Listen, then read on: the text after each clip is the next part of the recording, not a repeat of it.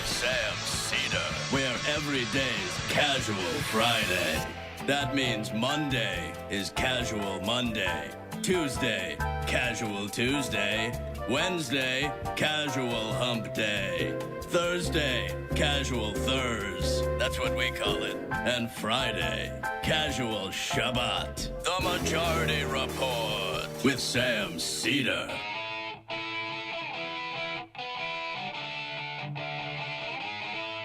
It is Friday, April 27th, 2018. My name is Sam Seder. This is the 5-time award-winning Majority Report.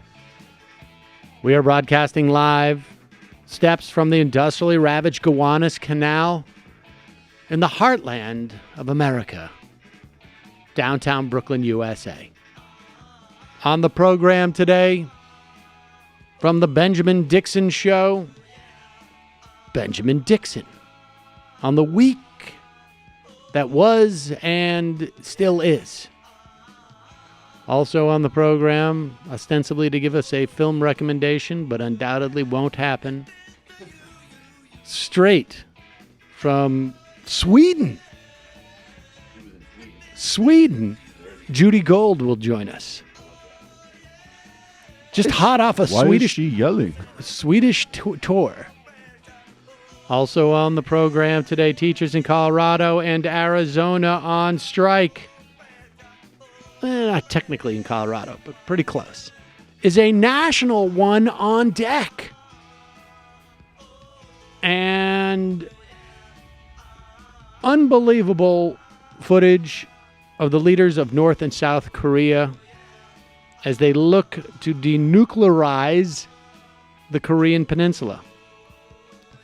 Meanwhile, Secretary of Defense Mattis defends the Iran deal. We'll see how if that holds up after Rouhani's. What? Department of Homeland Security plans a new assault on immigrant families because they haven't done so since earlier in the week. Bill Cosby found guilty of sexual assault. And cussed out the prosecutor. Is that right? That is right. Why does he have to go Called blue? him an asshole. Why does he have to couldn't go believe blue? it. Yeah, I was like, wait a second. You That's should, the you problem. should at the very least have your pants pulled up after you've been convicted of sexual assault. Why did he have to go blue? And speaking of which, why did Paul Ryan fire the House chaplain? I'm sure there was a good reason. And speaking of which, why do we have a House chaplain? Steny Hoyer caught on tape some wild DCCC spring break action that we'll be talking about. All this and more on today's program, folks. We also have a magistrate who has been selected to review materials seized from Michael Cohen so that there is no question. You know, because usually the FBI has like a dirty team and a clean team that reviews this stuff. But in this instance, they got a magistrate to make sure there was no hanky-panky. And, of course, Donald Trump and Sean Hannity have basically said, like, we're two supposed clients that he names, and we're not clients of his. So it's like, how could there be privileged material there? Smart move, guys. Smooth move, X-Lax. Barely did any work. Back in the Barely did any legal work. Wait a second. Also, wait a every second. single I changed my mind. conversation you ever had. I changed my mind. I changed my mind. What did I say before? Indemnified. We've done. Okay. I didn't mean that. You know, in your president, every conversation you have is attorney-client privilege. Every single With one. everyone.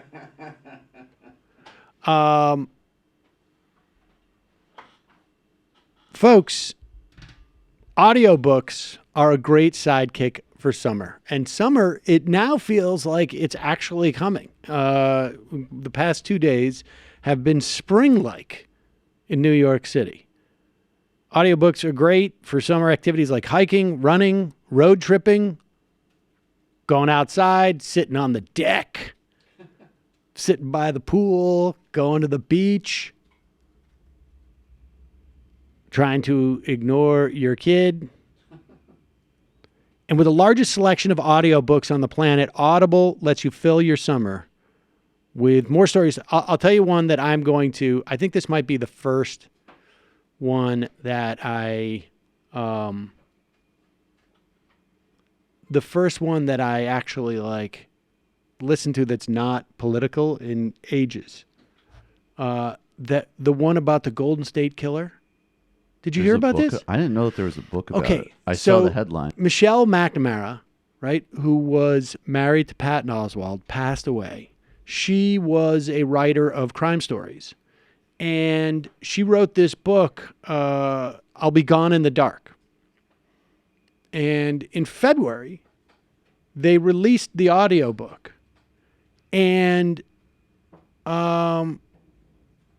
apparently they have found the Golden State Killer who had killed people in the 70s and the 80s.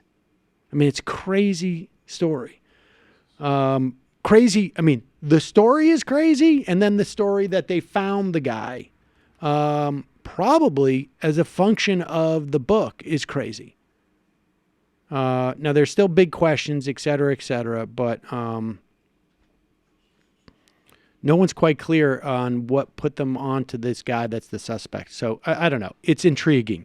But that's a book that you can find on Audible. And as an Audible member, you get credit every month for any good audiobook, regardless of price. Unused credits roll over to the next month. If you didn't like your audiobook, you can exchange it, no questions asked.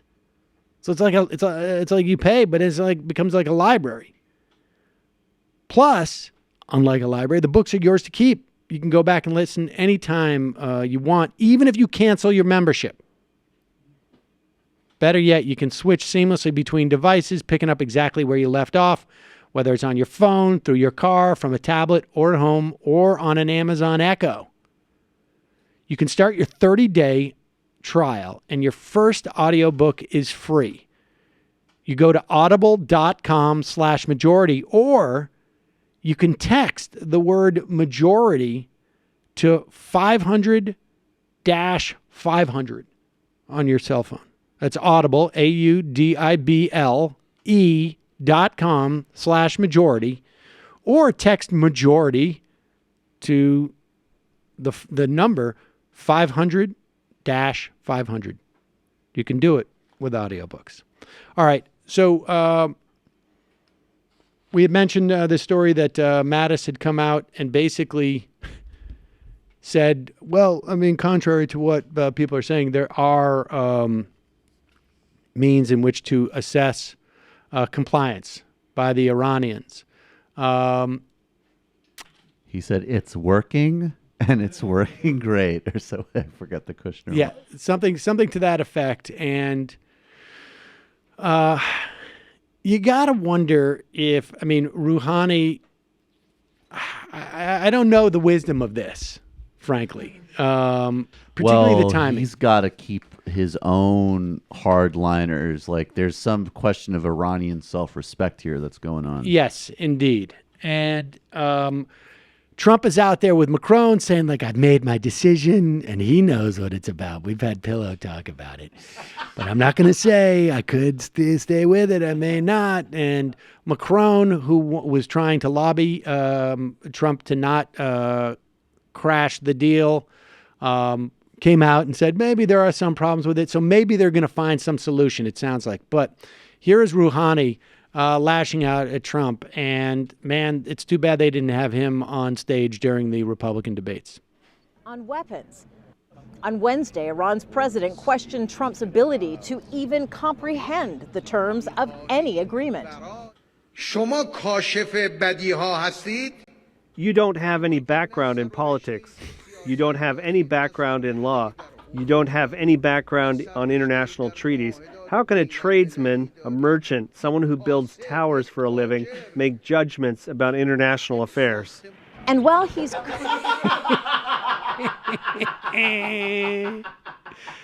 mean, he could have gone further. You don't even pay your people.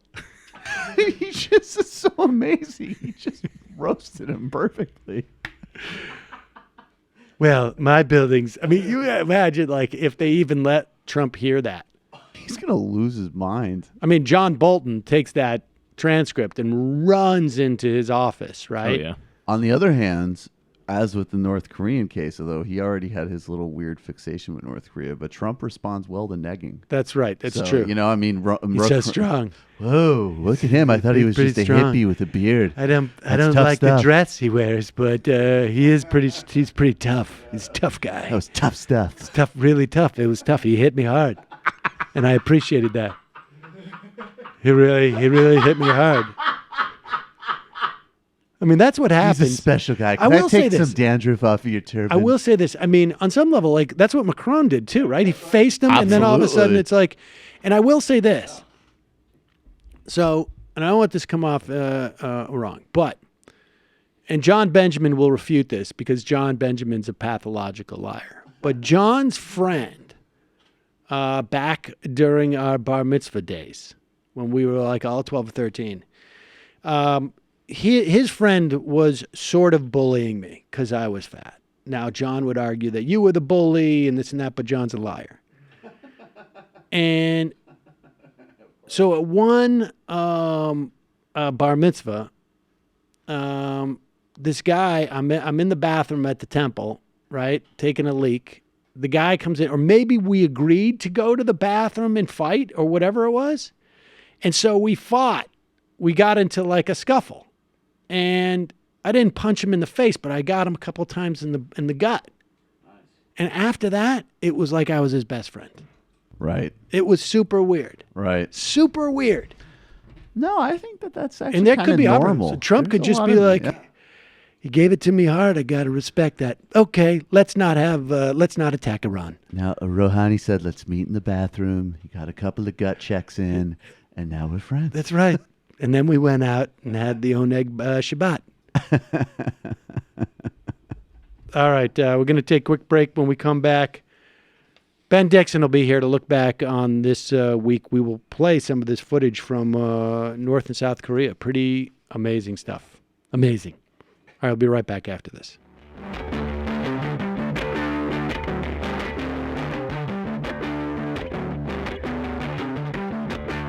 I do not understand what it is. I don't know.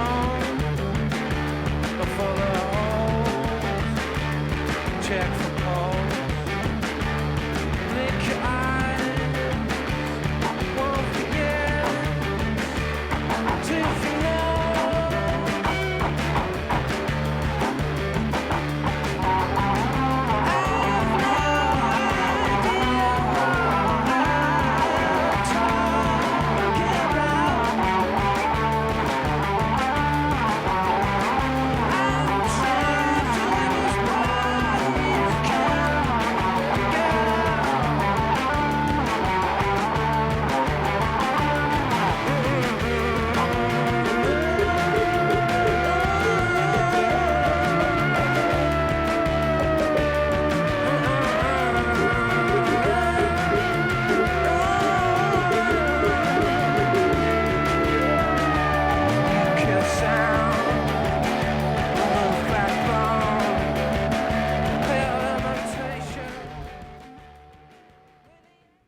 We are back. Sam Seder on the Majority Report on the phone. It's a pleasure to welcome back to the program Benjamin Dixon, the host of the Benjamin Dixon Show. Ben, welcome to the program. Hey, thanks so much for having me again, Sam.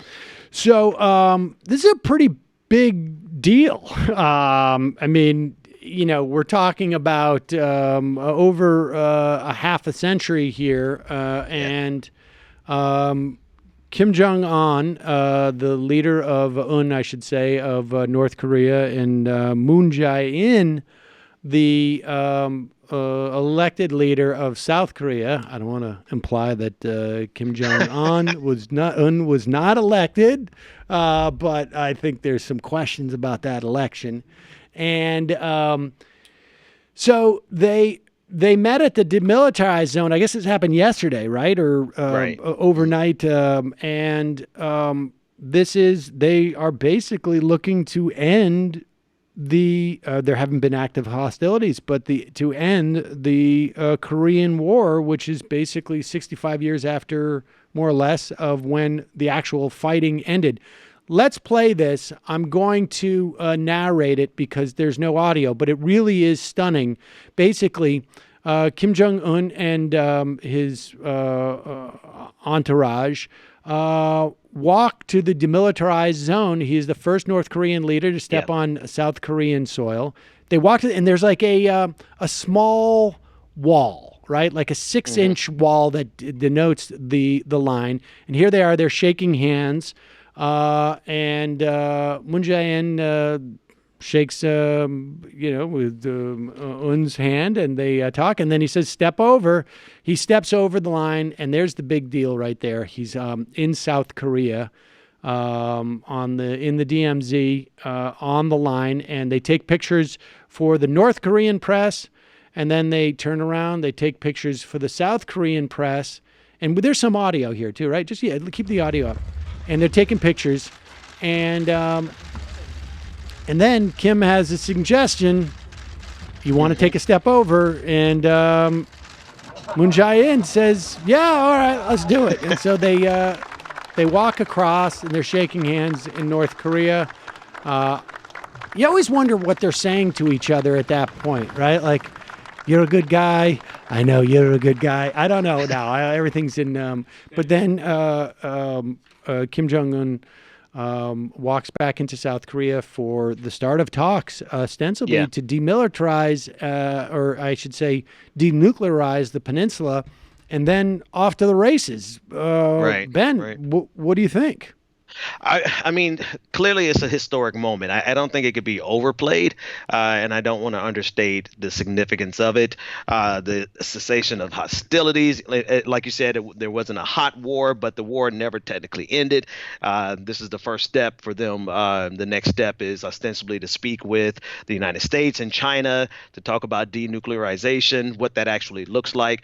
But the drastic shift in Kim Jong-un's policy or approach and tone is it's drastic, but it seems to be very strategic. He achieved everything that he wanted to achieve in terms of getting a seat at the international table and being able to almost force himself into the international community. And so there was no need. He actually said as much. There was really no need for them to go further, because I think he was at a negotiating position that he could get the maximum the maximum that he could get without taking us into some type of cataclysm. And so I think it was a very strategic move on his part if things actually go the way they look like they're going. And that's always been the big question mark with North Korea. Are we actually going to go down the road towards peace? They've promised this in the past. Yeah, I mean, all right. So let's assume for a moment. I mean, there's two scenarios, right? One is like Kim Jong-un meets with Trump, gets all the photo shoots he needs, and nobody really ends up giving anything, and he walks away from the talks and says, "No, not going to do it." And I've given up nothing. But look, everybody has admitted I'm a guy you got to meet with. And, I've just brandished my bona fides to any constituencies in North Korea that may be looking to overthrow me or think that there's certain weaknesses or, the general population. The other is that they actually say, like, okay, we're going to agree to stop our nuclear weapons program, or we're willing to just stop at one weapon, let's say, and not develop a system for carrying it, or maybe we'll give up our weapons in exchange for X, Y, and Z. But how is this tenable? I mean, it's hard for me to imagine the scenario two, based upon what we've seen around the world. Now, maybe it's a very different calculation. Gaddafi gives up his weapons or his pursuit, and then, 6 years later, you're done. You're in you're put into a hole. Right. what's to prevent that? Like, what is the stasis? Like, if they do actually negotiate, what is the sort of like stasis look like? Because you can't all of a sudden say like, oh, we're not going to guard our border anymore, because North Korea doesn't seem like a very pleasant place to live. And if it opens up as a society at all, it's going to get very, very difficult to keep that bottled up. I mean, you know, the one of the things that sort of brought the wall down in Germany was like, you know, the people. Was concerts though. Was like, holy crap, what's going on? You know, like music. And, you know, I mean, I remember when I was like 20, I had visited East Germany. You could go for a tour. And I remember just coming back, like all it would take would be like you fill up a bomber with American toilet paper and drop it on the population, and there'd be a revolution within like 6 months. Yeah. So I mean, you have to take in consideration the fact that Kim Jong-un is going to, every step that he's making is to preserve his regime. There's really people float the idea of unification. There's really no possibility of a unified Korea where there's no longer a North and South, because you have two distinct regimes, and that's just not a possibility. Kim Jong-un is doing everything to preserve his regime, and so that's the real question to ask. It's like, how does this move strengthen the Kim regime? And if it happens to strengthen his regime and the result is peace, then so be it. I mean, I think that's a win for the international community. But what strategy actually? How does this play out? I mean, there's so many different ways that this can go, and you're absolutely right. So they're going to clearly have to protect their borders, or else they're going to see a mass exodus. South Korea is going to some extent, is going to have to not only recognize but legitimize and support the regime to prevent that from happening. So we really have to look at South Korea. What type of concessions are they going to give up, and what are they going to do to ensure that the regime is not threatened? Because the minute the Kim regime is threatened, all bets are off. I mean, the tone will change as quickly as it changed in this instance. I mean, that's what I'm saying is like, how can Moon Jae-in, who he doesn't have the same, I guess, constraints in terms, or, you know, the same depth of determination to maintain his power. But how can he go to the South Korean people and say, okay, we have traded with them. They're getting rid of their nukes, and but we need to construct a 40-foot wall on the demilitarized zone. I mean, right? Like, or, you know, we also need to shut down any broadcasts, or we need to, we're shipping in, you know, maybe we ship in food and this and that, but it's all going to be distributed through Kim Jong-un's, you know, a rolling food dispensary. I mean, whatever, like, that's what's going to have to happen. And it seems to me the South Koreans are going to have to sort of like suck it up and say, we're going to have to actually help keep this guy in power. Right. But then there's the other side of it, right? So you have a modernization process.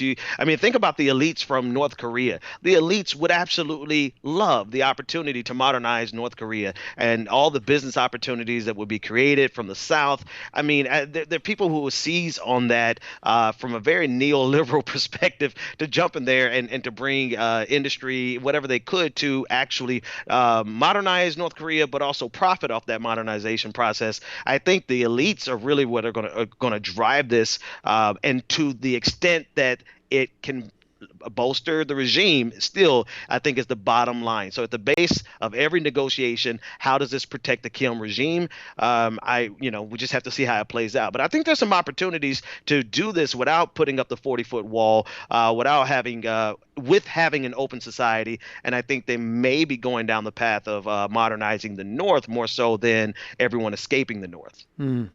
And so is this, do we have Donald Trump to thank for this? If this works, I mean, it's just like his existence as an energy force, brings everyone else together. This is like, like me and Bill Kristol sitting on a set at MSNBC, and we come together. You know, is it all because of Donald Trump? I mean, is this? Does Trump deserve credit? Trump deserves credit in so much as he doesn't mess this up. I don't know what rating the show is. So long as he doesn't mess this up, then sure, credit him for not messing it up. But you can't belittle the contributions of President Moon Jae-in, the Candlelight Revolution over the last year, the hundreds of thousands of South Koreans who protested and led to the impeachment of the right-wing government there, and then the subsequent election of a far more liberal government that actually sought, to the behest of the United States, better relations with the North. So, I mean, the United States, Donald Trump literally was making the situation as bad as it possibly could be. So there should be, hopefully the good people in Oslo have better thinking capacity than some people who are suggesting that Trump deserves the Nobel Prize, because there should be no Nobel Prize in this for him. It should, if anyone, go to the Candlelight Revolution and President Moon Jae-in. And maybe if Kim Jong-un actually goes through with this. I mean, it's way too soon to discuss that end of the bargain, but he would deserve it before Donald Trump. Yes, but this is my plan from the beginning. All right. Well, I mean, it's going to be fascinating to see what goes forward and to watch Donald Trump. Trump is already now tweeted out, I guess, today, right? An end to the Korean War to end. Sam, I'll give him this. He does know how to turn on a dime, and he knows how to seize on the opportunity of looking good. And in this case, it's the same thing as President Moon Jae-in giving Donald Trump credit. It's because we know that if you stroke Donald Trump's ego, you can get what you want, and he won't, push his big red button like he was talking about last year. So I'll give him credit for turning on a dime and being willing to seize on this opportunity, because him making this about him is actually beneficial to peace. There you go. Benjamin Dixon praising Donald Trump. We will clip that, and we will do a whole segment. That's the end of my career. We're going to do a whole segment on it on YouTube. All right, let's turn our attention to some more sort of, I guess, domestic politics. It's interesting. The Intercept ran a piece, I guess, now maybe a month or two ago, about how the DCCC was intervening in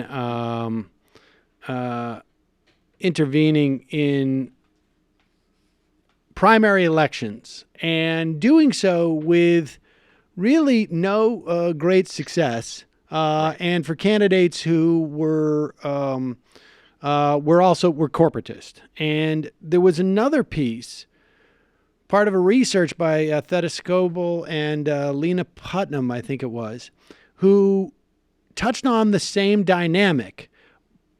From their perspective, it was less ideological. It was just establishment people coming in and being jerks to sort of newly activated activists on the ground in I think it was in Pennsylvania and maybe in, I think, Georgia. But there's audio that has now come out of Steny Hoyer meeting with Colorado 6th Democratic candidate Levi Tillemann. And Tillemann recorded this. He is the progressive candidate running in Colorado's 6th District. He is running against I think he's a corporate lawyer. And well, here's the tape of the two of them. It's pretty fascinating. Steny Hoyer is basically just explaining, I guess it's some type of bar or some function like, look, dude, we're not gonna support you. You got a couple of opportunities here, and this is, and we should keep in mind here. I think, I don't know. Let's listen to the tape and then we'll talk about it.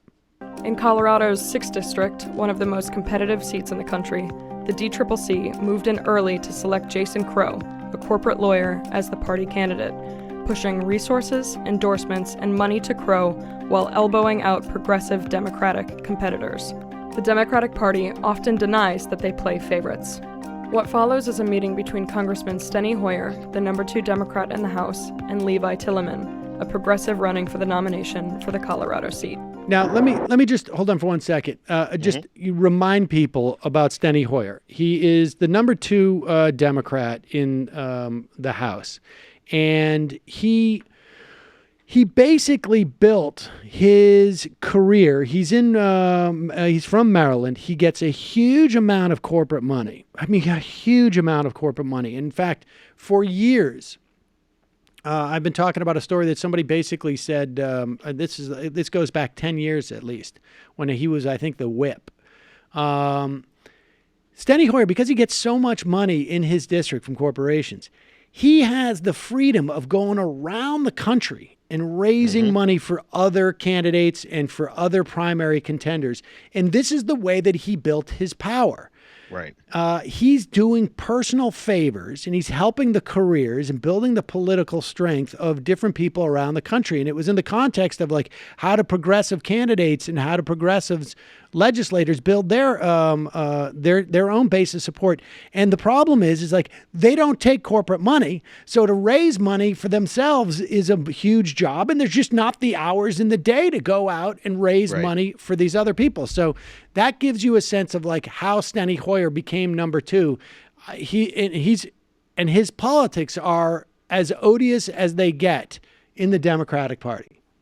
Levi, obviously I want to talk to you about this congressional race. Absolutely, that's what I expected. Yeah.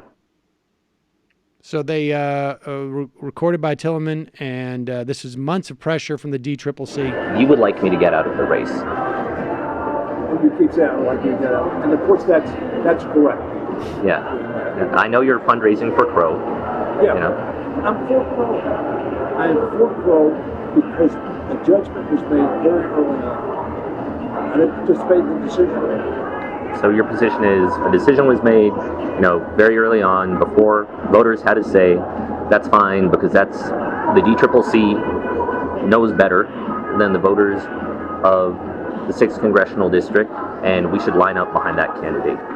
That's certainly the consequence of our decision. There are 2 things I'd like you to consider. One may be easier than the other. First would be if you stay in the race. And frankly, I would hope you would not. I'll get to that. But if you stay in the race, it is not useful to the objective to tear down Crow. Crow's clearly the favorite. Pause it. I want to make sure that everybody hears what he's saying. There's basically Steny Hoyer says to Tillman, There's 2 scenarios. One is you stay in the race. I hope you don't. But if you do, don't tear Crow down. Good. Win just means he's the favorite. I hear you. That doesn't mean it's right. It just means no, I hear you. Right. I don't know Crow well, but I think he's a decent human being. So before we go any further on that, Crow is the favorite. In no small part, Congressman Hoyer, because the DCCC not only put its finger on the scale, but started jumping on the scale very early on. And I'm born and raised a Democrat. I mean, it's undemocratic to have a small elite select someone and then try to rig the primary against the other people running. And that is basically what's been happening. I hear you, and I disagree. But you were part of that process Absolutely. as well. You said Absolutely. Yes, yeah. I've been at this a long time. Yeah. When I said you need to get in strong, hard, and early, you disagree with me. Obviously, that's your choice. You guys are shoveling money at him. We're going to continue. You're going to continue to do it? We are going to continue to do it. And the reason, Levi, we're going to do it is because a decision was made to focus. It was clear that was our policy and our hope that we could early on try to come to agreement on a candidate that we thought could win the general, and to give that candidate all the help we could give them so that we would have a unified effort going into a general election. Which means, effectively, Congressman Hoyer, I'm running a campaign against Crow and against you and against the DCCC because you guys are on Crow's side. Yeah. Frankly, that happens in life all the time. So he basically says, we made a decision to get in hard and early. There was an agreement that Crow was the best candidate to win the general election. And we did it. And it comes in, that happens in life all the time. Ben Dixon, your reaction? First, Steny Hoyer. Steny Hoyer is not the sharpest tool in the kit. He has a history of making really dumb statements, and I think this is clearly a dumb statement for someone who should be keeping this type of thing. I mean, you don't just go out and tell everybody, or at least at this candidate that you're fighting against him. Like, this is news. He didn't calculate in his head that this would be news, even if it wasn't recorded, right? But Steny Hoyer, remember back in 2006, he had to apologize to Michael Steele, the black former chairman of he was lieutenant governor of Maryland at the time, for calling him slavish. I remember going to an event with Steny Hoyer, and it just every other word sounded like something that he was going to have to apologize for later. So to have this guy going around the country shows you how inept the Democrats actually can be, because he's a liability. He has been a liability for a long time. Now, on the substance of the issue, I mean, the Democrats, if they had a track record of winning, then maybe you could sit back and say, okay, they know what they're doing, but they don't win, so they don't know what they're doing. So this argument makes absolutely no sense whatsoever, notwithstanding the fact that it's clearly undemocratic, lowercase d. Yeah, I mean, here's the thing that I found a little bit frustrating about this, right? Because, I mean, Tillman is obviously going in and he's trying – I mean, he knows what he's doing, right? I mean, he went there with the idea, I'm going to record this conversation. I'm going to release it. I'm going to, either use it to expose Steny Hoyer or use it to my benefit as a last-ditch effort to win the primary, right? I mean, to raise money. And here's what I find really frustrating about this, is that instead of focusing on, why, get to the reason why they support this guy Crow, as opposed to that the process is such. Because let's for a moment just contemplate that this is Crow meeting at a bar with, Keith Ellison. And Keith Ellison says, look, we've put our support, the DCCC, behind Levi Tillman. We did that early on. And we think you should get out of the race because we want him to win in the general election. And the reason why they had put their money behind Tillman, it was because Tillman was for Medicare for all and Crow wasn't. I mean, I got news. I don't think I'd be upset about this. Right. Right. I mean, I'd honestly, this is what I want. And so you have this sort of obsession with the process, and it's not the process that people should have a complaint with. And I don't even think they do. I mean, we never hear people complain about how Martin O'Malley got a raw deal in the primary because we don't care about Martin O'Malley. We don't like his politics. But he was the first one to say that this was rigged. He was the one who introduced the words rigged by the DNC. That's true. This is true. And so this obsession with the DCCC is, being sort of unfair. That's not the point. The point is the DCCC is driven by corporate money, and we want them out. I want the people who are not driven by corporate money in. Right. No, I definitely can see that perspective.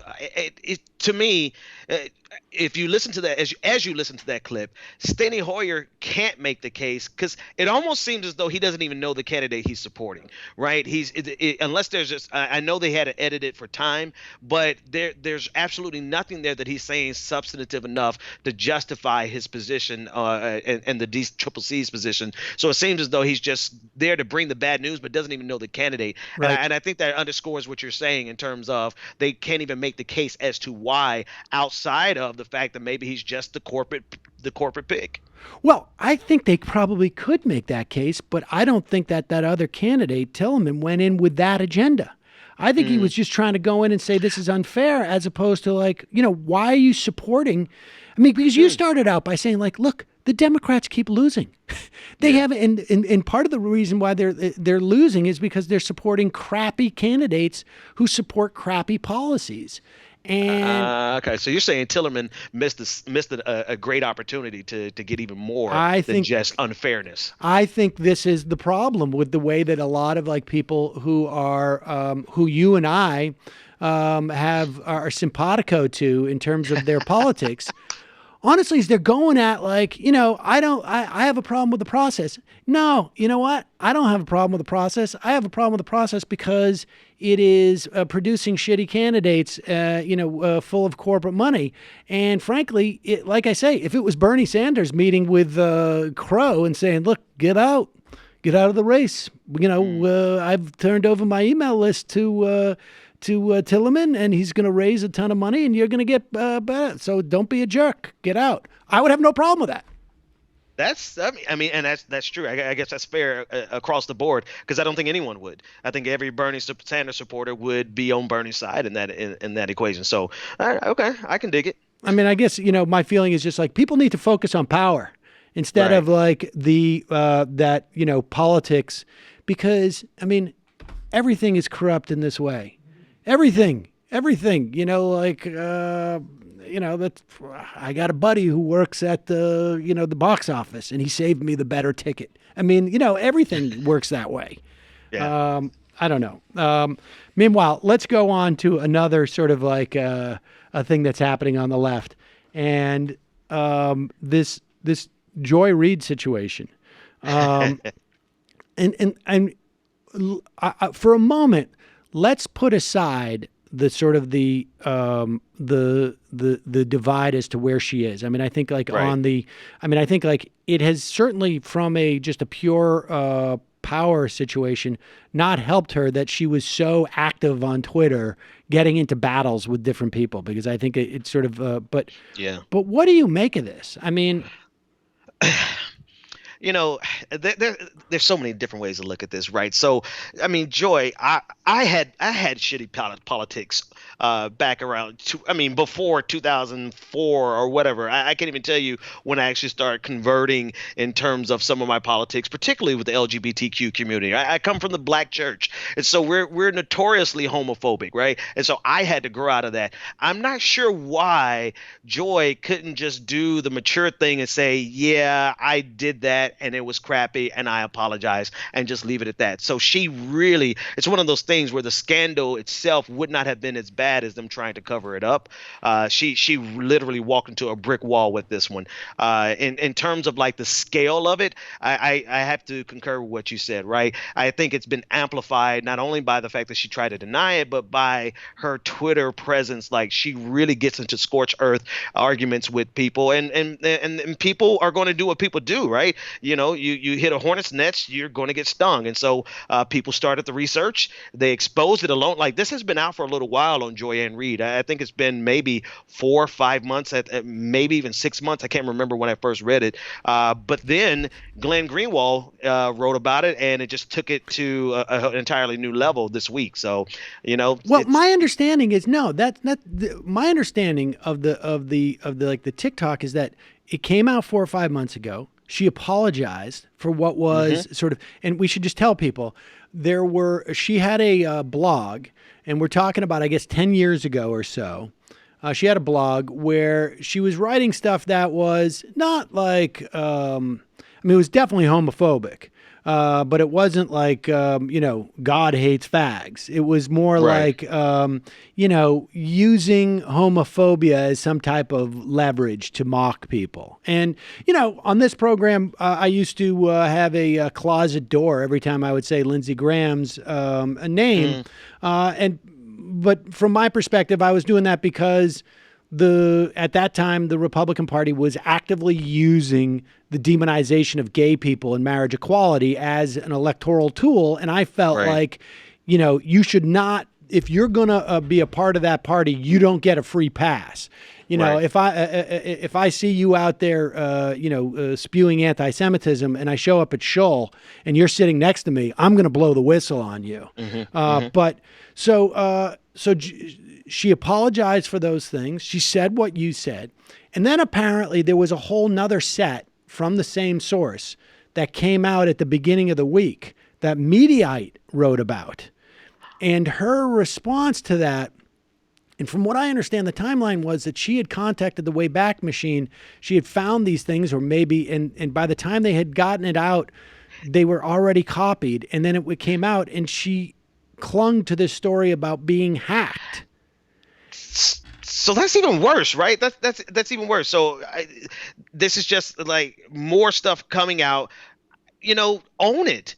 You've already gone through this one time. I do remember her apologizing the first time, but own it. You wrote it. Just leave it there. But creating this Glenn Greenwald's entire position is the reason the story is a big deal is because she's trying to claim that this database was hacked, right? And she's using that as a means of trying to get out of the story. And he continued to push that as a reason why people should care about this story. A big part of me, I'm going to admit, a big part of me was like, why do we care about this story, right? And then he kept pounding, this is why you should care about the story, until it took hold. And so, all of this could have been avoided if she just had done what she did previously, which was to apologize.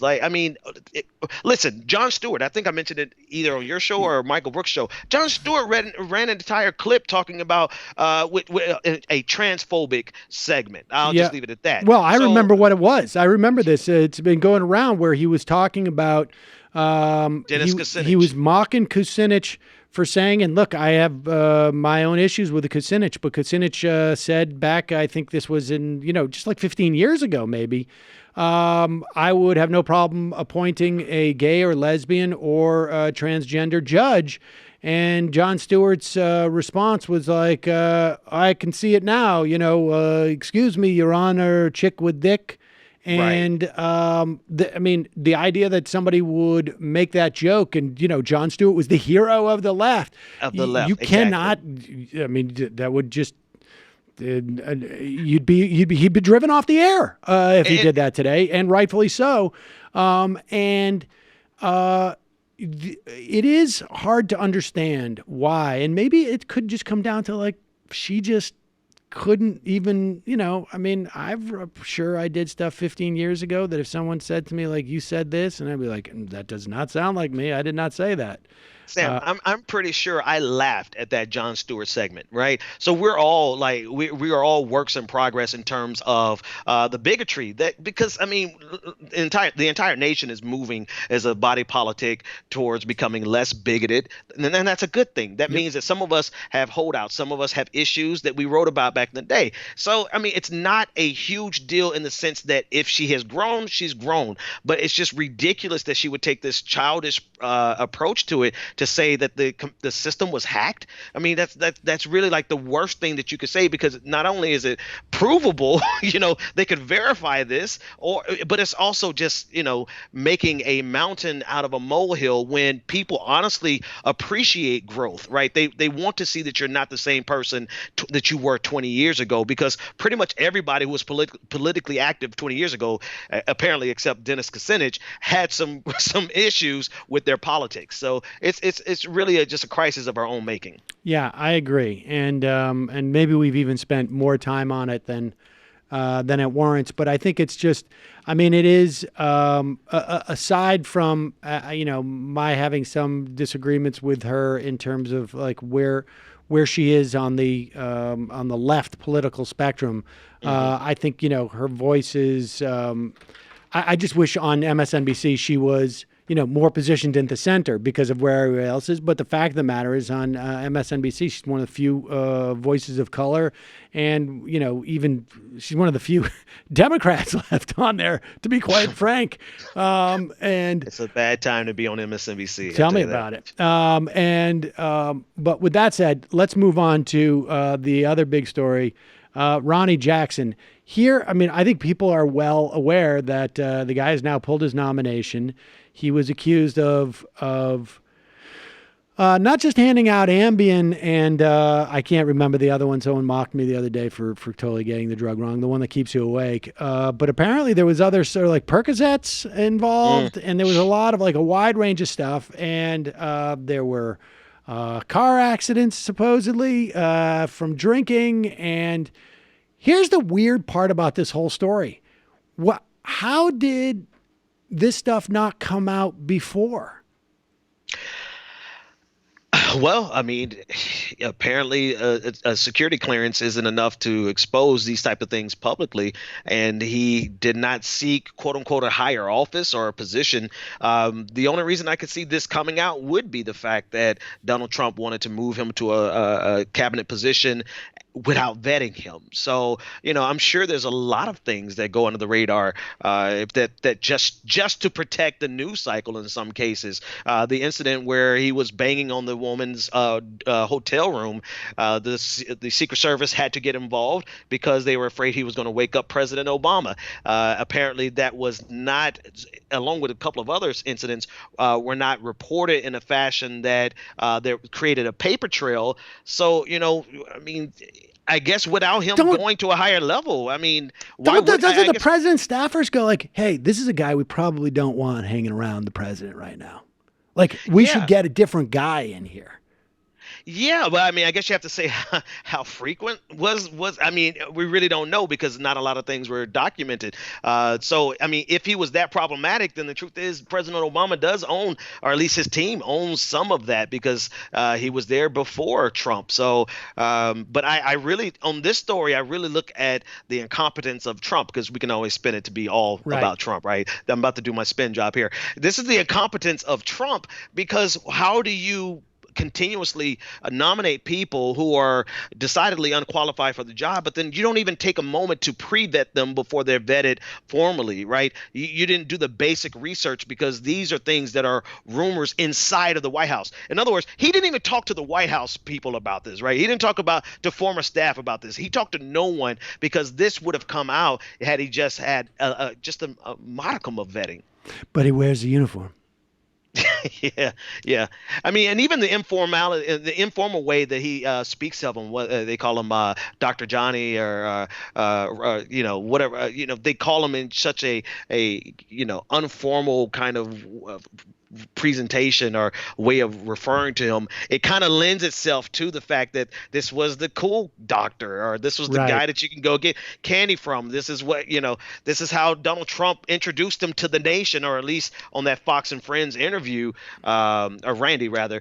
So, Donald Trump betrayed himself with this. So, it really simply means that Donald Trump is not doing the most basic vetting before he introduced someone to be vetted by the entire nation, and that, I think that speaks to the overconfidence of Donald Trump, and that's been a trend throughout his entire life. He still thinks that he's above this type of vetting because that's all he had in his private life. I trust my gut, and I just wanted to be more rock and roll in the White House.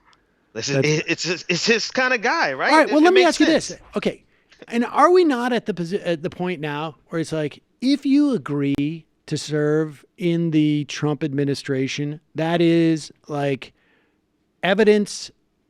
primary evidence of your incompetence, right? Like, just even agreeing to put yourself in this crap show, to me, is like the biggest argument that you are unqualified because you clearly have not been in enough scenarios in your life where you can sense like, this is not a place I want to be.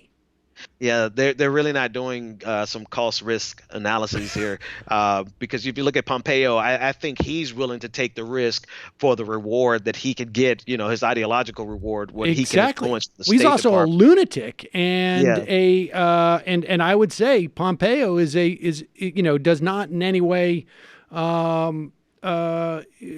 contradict my thesis. He is horrible, and that's why he takes this job. But I mean, if you're, like a semi-competent or not driven by, this is the thing, like Scott Pruitt, Chris Kobach, all of these guys, they all seem to be lack a fundamental competency. They lack self-awareness also, right? If I had these things that like I know there's a threshold of stuff that I've done in my past of whether or not I should run for office, right? And you also know there's a threshold of things that are in your past whether or not you should accept a nomination. And it's the same calculus. And apparently this admiral is not self-aware enough to realize that he should have said no from the beginning. He should have been the one to say no. Benjamin Dixon, before you go, I would like you to tell us two things that would keep you from assuming a position of public office that are in your background, your history. Same things that are in everyone else's past. My past is pretty boring, so I'll put it like that. But also, hey, that's all I can say. You got me stuttering for real here. But listen, Sam. You got to spend more time with your family. You got to spend more. You got to spend more time. I'm as boring as you, Sam. I'm as boring as you. We're good. You got to spend more time with your family. That's why you can't do it. That's what you exactly. In 20 years, you're going to see a headline, Dixon is whatever. But anyway. All right. Well, I'll look forward to that. Benjamin Dixon, people check out Benjamin Dixon Show. It's all over the place. You can find it on, via Twitter, on YouTube. Ben, thanks so much for your time today. I really appreciate it. Thanks for having me. Have a great weekend. All right. You too. All right, folks. We're going to head to I'm going to call Judy. Listen. Speaking of family, I have an announcement. This is a little bit awkward for me because I don't generally. I guess I talk about things in my life on the show, but this is not WTF. But eventually, this stuff comes up, and sometimes it's awkward. I don't know. Mostly, I found it during like the commercial reads, like for Casper, like. I got another Casper mattress. So we have two now. The reason why I got another Casper mattress, just of other things, is, and I also, longtime listeners of the show, have been aware of all milestones in my life. And so I want to share it. I don't want to, make a big deal of this, and everybody's doing fine. But I am separated from my wife, my sort of now former wife, and this is a situation that has been the case really since the beginning of the year. Everybody's doing fine. Kids are fine. We are amicable, Nikki and I, and. So I just wanted to get that out there so that if I, start to reference it in some ways, someone noticed the other day that I don't have a wedding ring on, and went back and saw the tapes where I was wearing a wedding ring. So I just wanted that out there. I don't want it to be a topic of conversation so much on this show. I imagine it'll come up at times, but I don't, it's not necessary for everybody to send IMs or call in and say, I'm sorry, this and that. I just wanted to get it out there so that it wasn't something.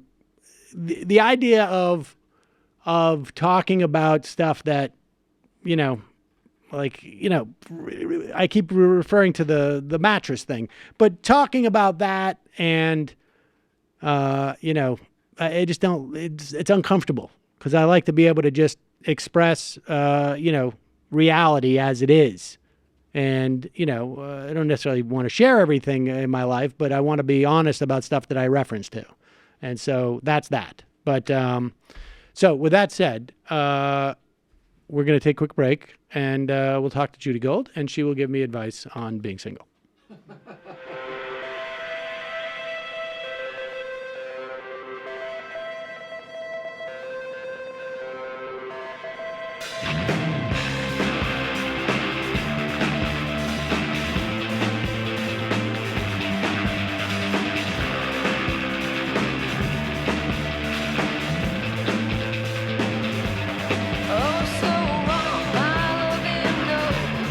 Under the fog, and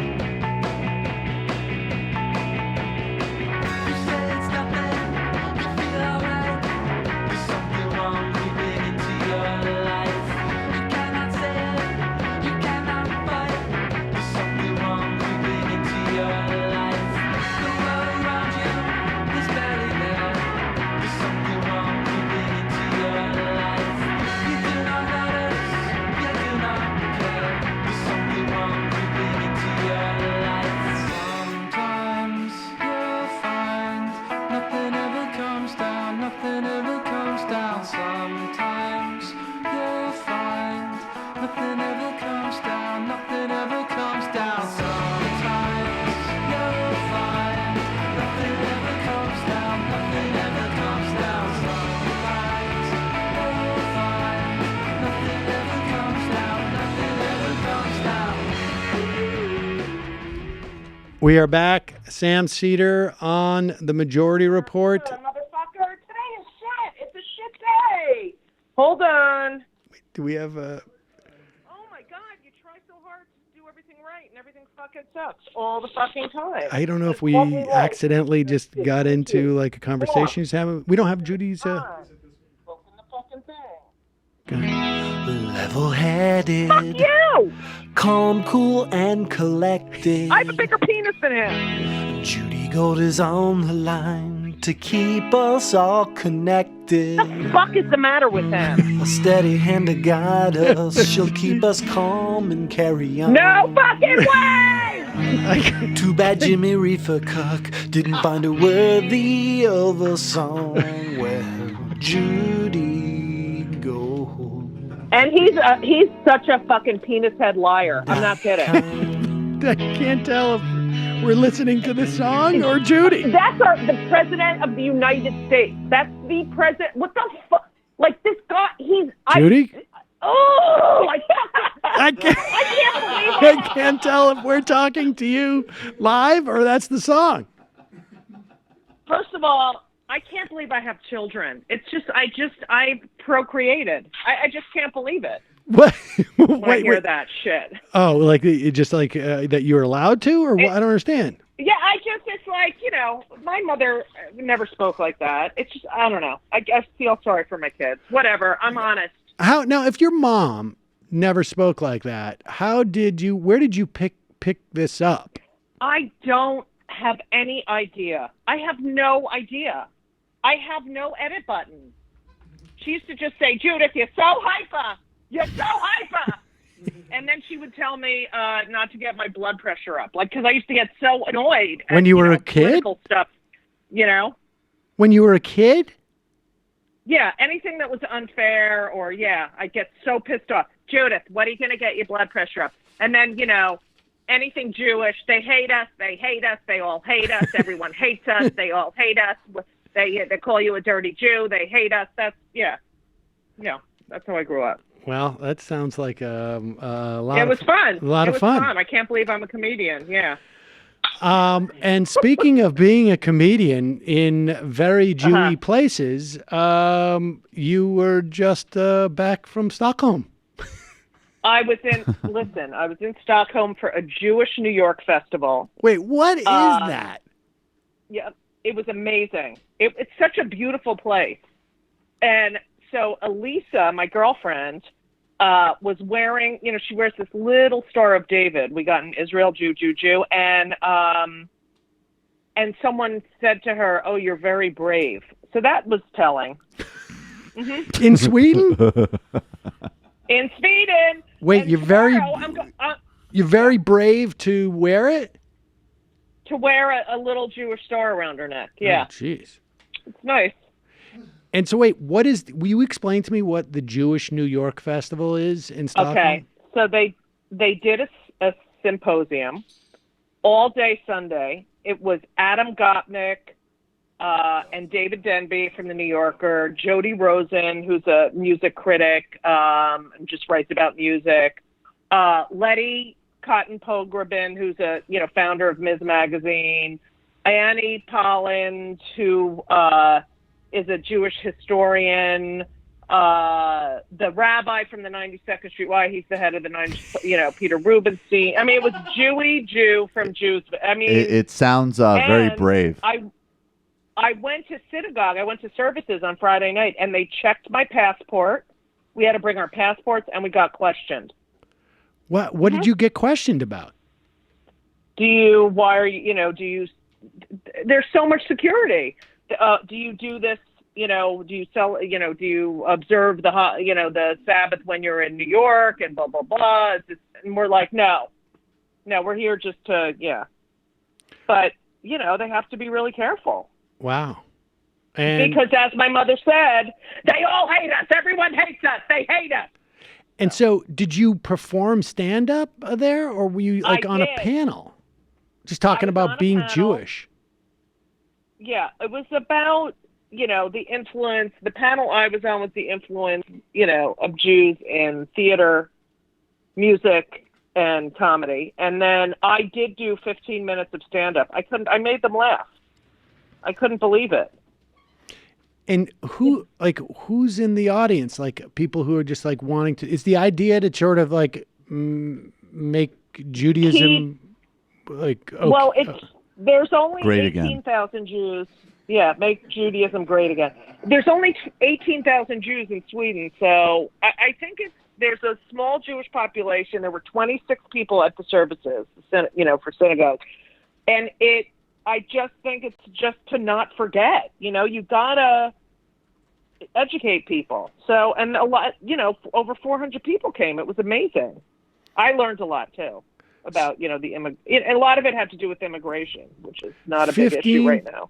Yeah, right. 15,000 Jews in a country of 18,000 Jews in a country of what is it? Almost 10 million people, right? Yeah, in Sweden? And 10,000 in Stockholm. 10,000 of the 18,000 are in Stockholm. Wow.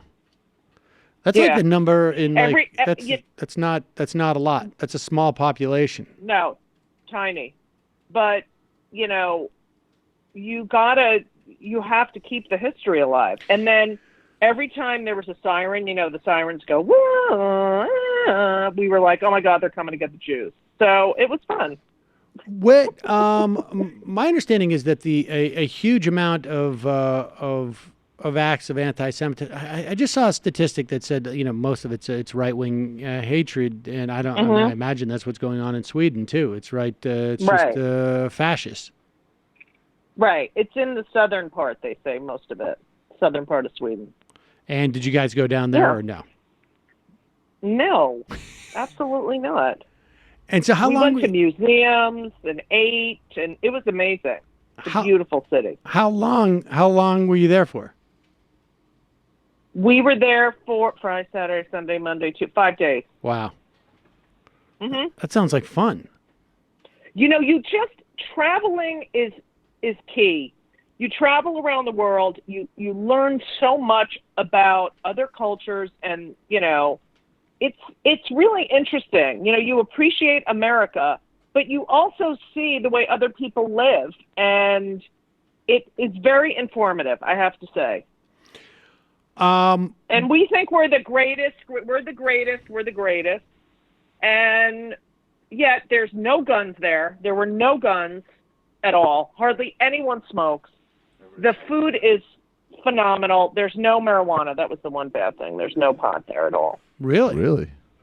Yeah, very illegal. I like how synchronized that was. Wow. Like, really, man? Yeah. Whoa, that's Sweden's not cool. Yeah. Forget that. Yeah. Let's head to Amsterdam. But yeah.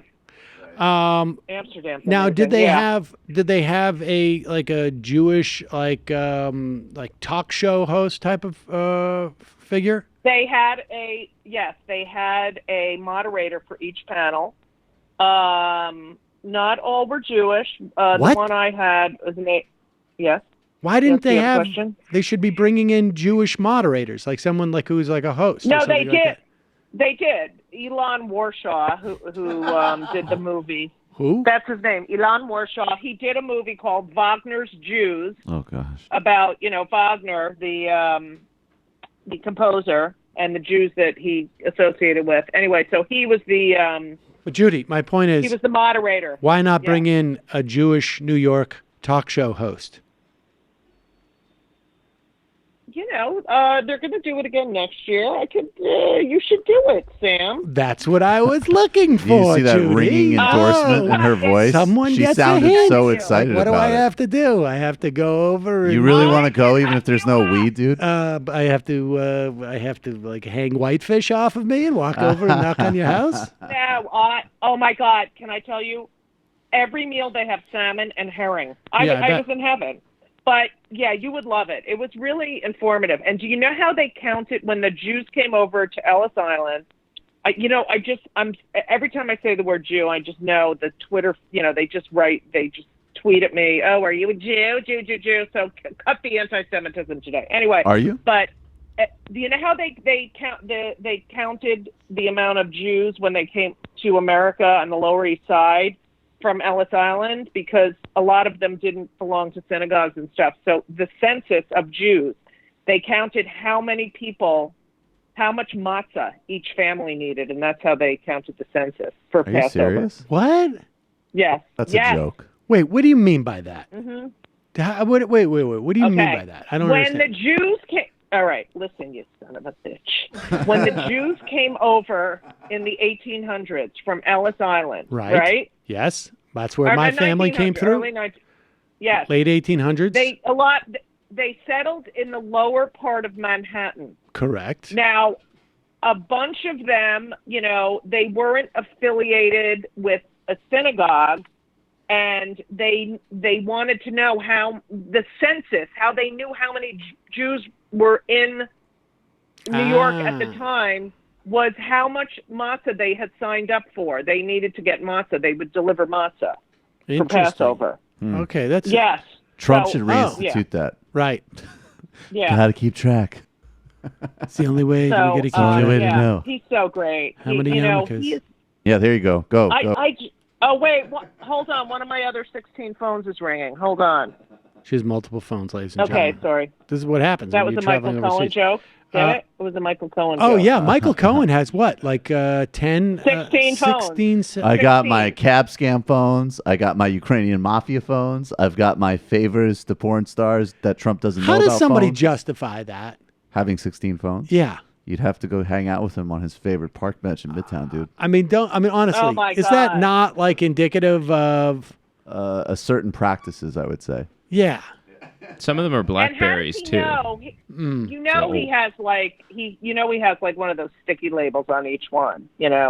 One says David Dennison. It's just That's I wonder if like I have old phones sitting in my drawer. Like I have the iPhone 1. I still have that one. This is in good. My drawer. This is good for the pitch for next year in Sweden. But that's I just keep because- all my old phones. You never And I know. come- You got to keep your passports in your separate phones because. Actually, Judy, because of could you do me Nazis. a favor, Judy? Could you tee off on Yes. Sean Hannity, please? Because I think he's the worst person on the planet. Oh, he's such a fucking scumbag. What the fuck is wrong with him? Seriously, he's so full of shit, and he's not even right wing. He's just fucking doing it to. I hate him. I fucking. But the hate foreclosures him. too, right? They're just all scum. They're just Yes. liars, and I can't believe that he calls a fucking radio show, and for a half you. First of all, they were trying to get him off the show. Did you see that? Oh yeah, did you guys? Oh, did you we guys play played. I played that yesterday. Did you when I play was all of hosting. it yesterday? Played about 7 minutes to the point where like Kilmeade's basically like even Kilmeade, who is like borderline not sentient. Like, yeah, well, Mr. President, Right. maybe you should calm down. Don't let him Yeah, get to listen, you. Yeah, Don't we worry have about got them. we have a segment. We have a cooking segment. He's such a fucking idiot. I can't believe that I don't understand how he has the fucking time to get up and sit on a fucking radio show for a half an hour and just spew bullshit. And fucking Hannity's an asshole liar. Oh my God, how is this continuing on and on? And now this stupid report that's full of shit about the no colluding. I mean, I don't, how does this go on and on and on? And in Sweden, by the way, I didn't know if I mentioned I was in Sweden last week. They hate him. I would imagine. Seriously? Yeah. Do you know this Diamond and Silk? Do you know who they are? Yes. Mm-hmm. Yes, I do. Mm-hmm. All right. What is the deal with this? I don't understand. Are they were they a comedy team or a musician like minstrel a show? music show? Music team? They a band?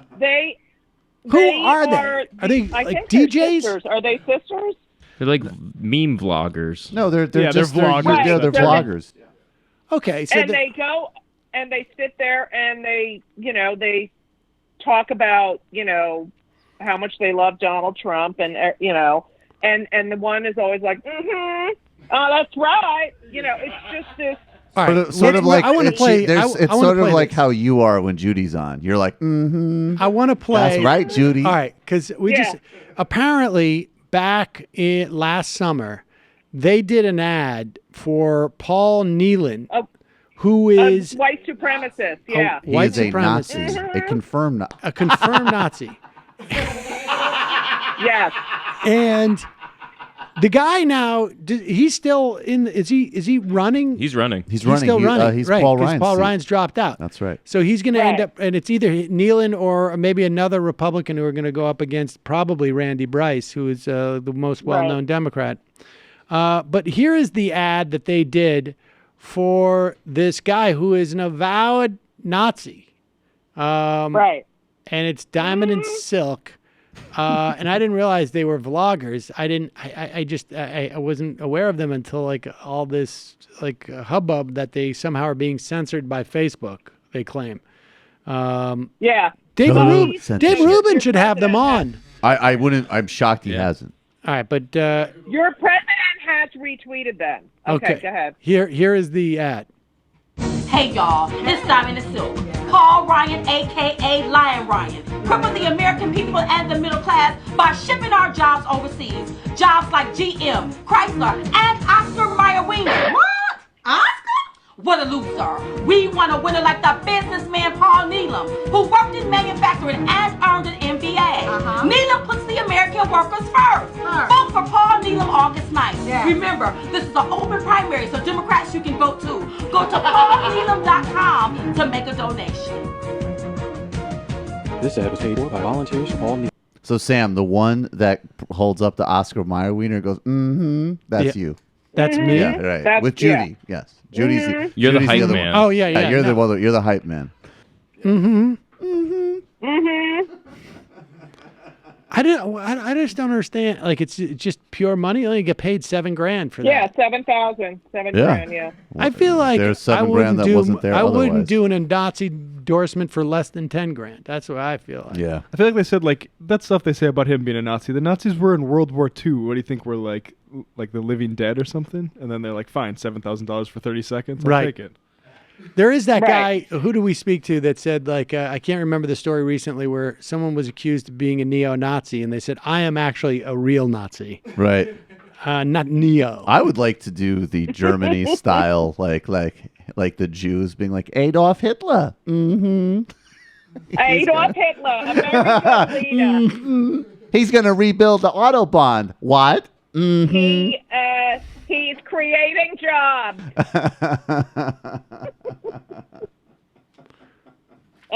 It's just, it's so, people are so uninformed and stupid and, Was it I mean, what? he didn't even mention, all right, go ahead, go. Well, was it nice to get out of town for 5 days and miss the news cycle? Oh my God! And then not hear about him. I didn't hear about him. That was the greatest part. It's not like you turn on the TV and it's like lie, Trump, bullshit. And it was really good. I went to museums. You got to get away. You have to cleanse yourself. I'm not kidding. It's very important because he can take over your fucking life. You know? Really? Did people like come up to you? Did like Swedes come up to you and just say like, how can you explain yourself? Can you please tell us like what the deal is? I would kind of, order my food and then be like, I hate him, by the way. It was like, can I get those well done? I hate Trump. That was sort of how you'd preempt it. You'd preempt it. Yeah, right. So like when I'm checking in the hotel and you do little small talk, like, oh yeah, okay, that sounds great. I hate Trump. You just try to add it into every conversation so that everyone knows you fucking hate him. Now, are you so embarrassing? Are you in the like New York Jewish festival, like basically like Syndicate or tour now? Like, because Who's the Caboose got into a Jewish film festival, years ago, and then I ended up going to like 5 Jewish film festivals. Yeah, it's good. Let me tell you something. The Jews like culture, right? And then once you get in with them, they like to use you for. It's good, and they pay well. Yeah, you got to get me. You got to say like, oh, you're probably gonna want like a Jewish moderator. Right. Then you got to get me a voiceover on that Bob's Big Burger bullshit. Okay. I will. I am shocked that you haven't done one. I'm definitely gonna. I know. And I do a lot of voices, Sam. Sam, I'm very upset about the marriage, but we'll talk about that another time. Well, I appreciate that. Yes, I know. I know Mhm. you're upset. But there's a lot of ladies that are going to be running after you. Thank you, Judy. I appreciate that. Yes, I just want to let you know that. Okay. Judy has now alerted the sisterhood at all the local synagogues. Yes. I would imagine. I will, I'm going to make a shidduch. You hadn't What? already done that? You're gonna take a what? I'm going to make a shidduch. What is But that? What is that? A shidduch. That's you don't know what a shidduch is? It's I when don't. You get Jesus fixed up. Christ. I didn't know. Did you know that, Michael? No. Yeah. No. Oh, okay. It sounded like what I thought it it's a sounded shidduch. like. It's when someone fixes you up with another J. Oh, is that right? Yes. Mm-hmm. All right. Well, I think you'd love it. I mean, I'm gonna tell her. Listen, what's gonna happen? Because I can't deal with him and being in office for much longer. I'm not kidding. It can't be 4 years.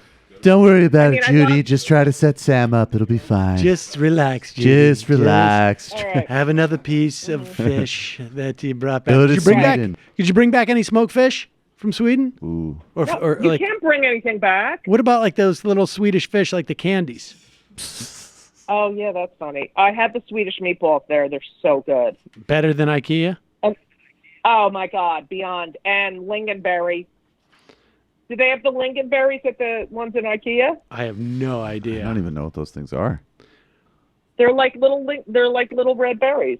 So good. Did you see I'm telling you, the food is so fucking good. Yeah, go ahead. Did you see the video of the woman from the Port Authority chewing out the cops in Tenafly? Mm-mm.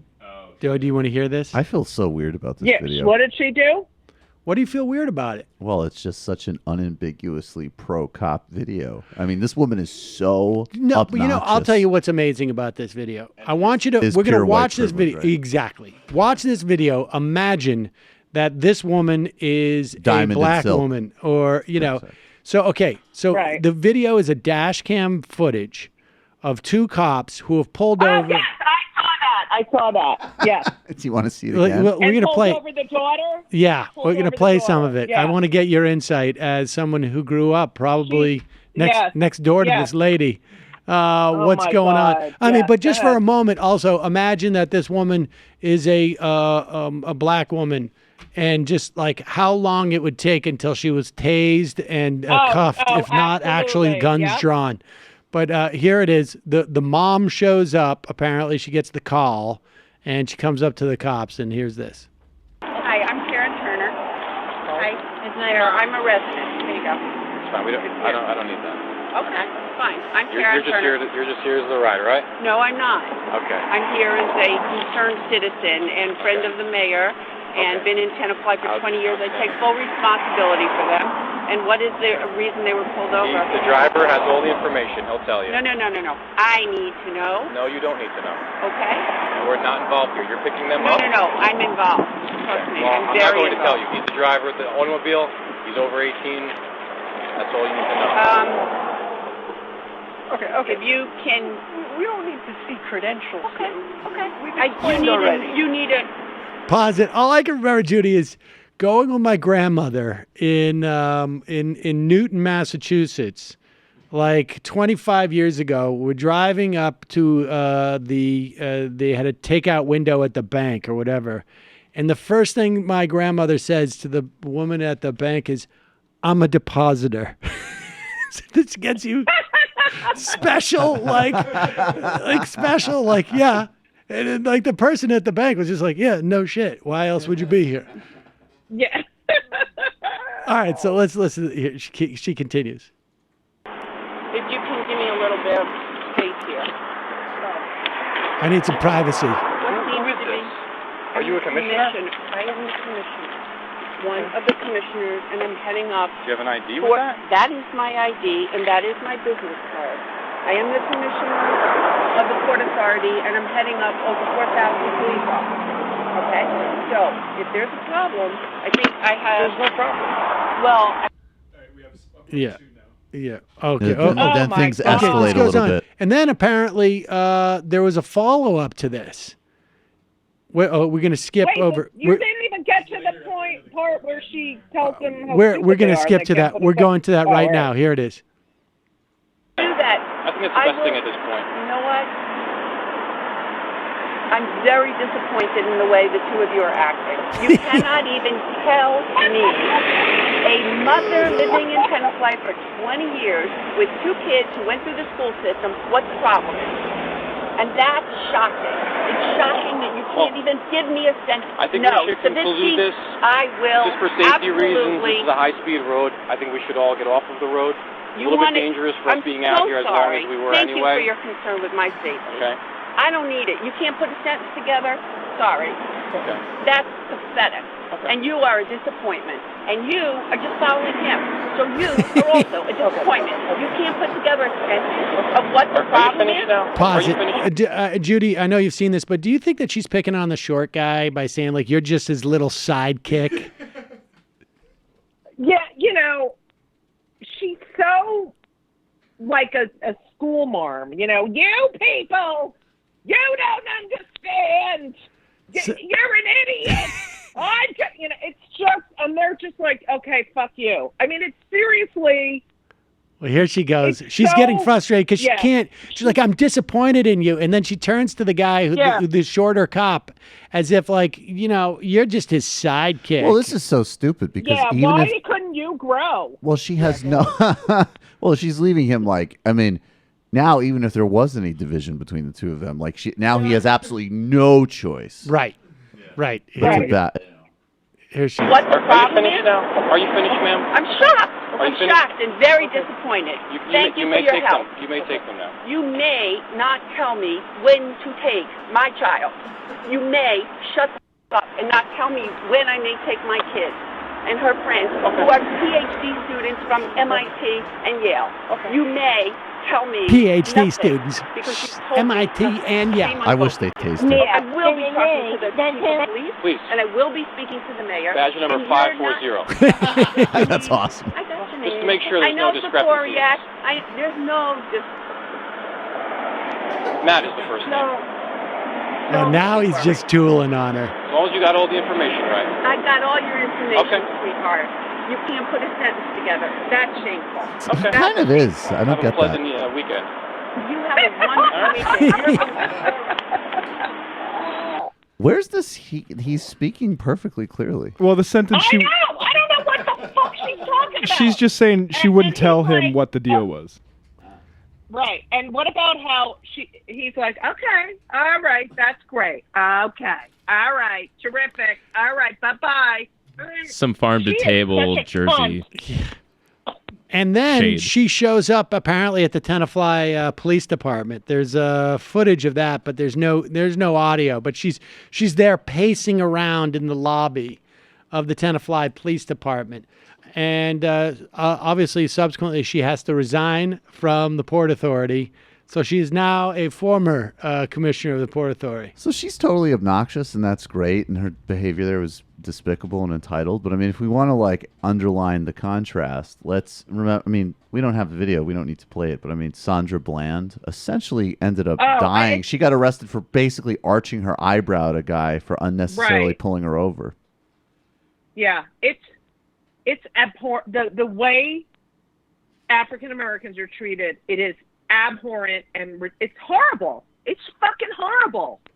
I can't take it. It's ugh. Sorry. I mean, that Did you contrast see the is story? stunning. There was a story in New York, Actually, not stunning. somewhere in New York State, where 5 black women were playing golf, and the racist owner of, not the owner, but like it sounds like the father-in-law, basically called the cops on them claiming that they were golfing at too slow a pace, even though it turns out that they were not. Like they had skipped the second hole because they got chastised after the first hole, and then they had to wait on the third hole for the people in front of them. And if you've got to wait, you're not playing at too slow a pace. The people ahead of you maybe, but not you. And then they called the cops on them. The cops showed up. And what happened? Well, the cops showed up and they listened to it and they said, this is not something you call the cops for. So this was the case of cops being like, you people are racist who are wasting our time. It was, when the cops are the voice of reason in these situations at the golf club, then you know you got a problem. He's like, look, I personally have 6 bodies in my own account of innocent black people I've killed, sir, but this is ridiculous. To the credit of the owner of the golf club, they basically said, we are going to go deep into, evaluating what's going on with our club. Dad isn't allowed here anymore. I think it was really like, finally, honestly, you really got the sense of like that somebody was like, thank God I'm going to be able to get my father-in-law the fuck away from this club for the first time in 25 years. Because now he's really done it. Now he's really done it. Fucking asshole. But just imagine, and this is what is just so devastating about this. Like, just imagine being one of those when we went out to play golf and we get harassed for no fucking reason.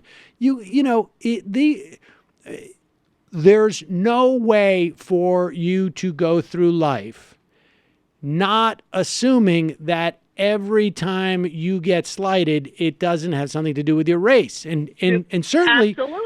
Everybody gets slighted to some extent, but you don't have any reason to believe it's other than like, oh, that guy's a jerk, as opposed to it's because of my skin color. And what about the Starbucks? I mean, what about Starbucks? Yep. My son Henry, his best friend is black, right?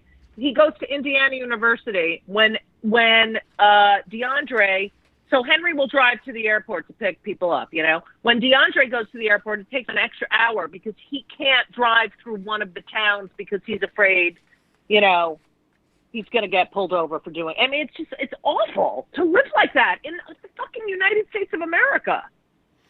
And don't think your fucking president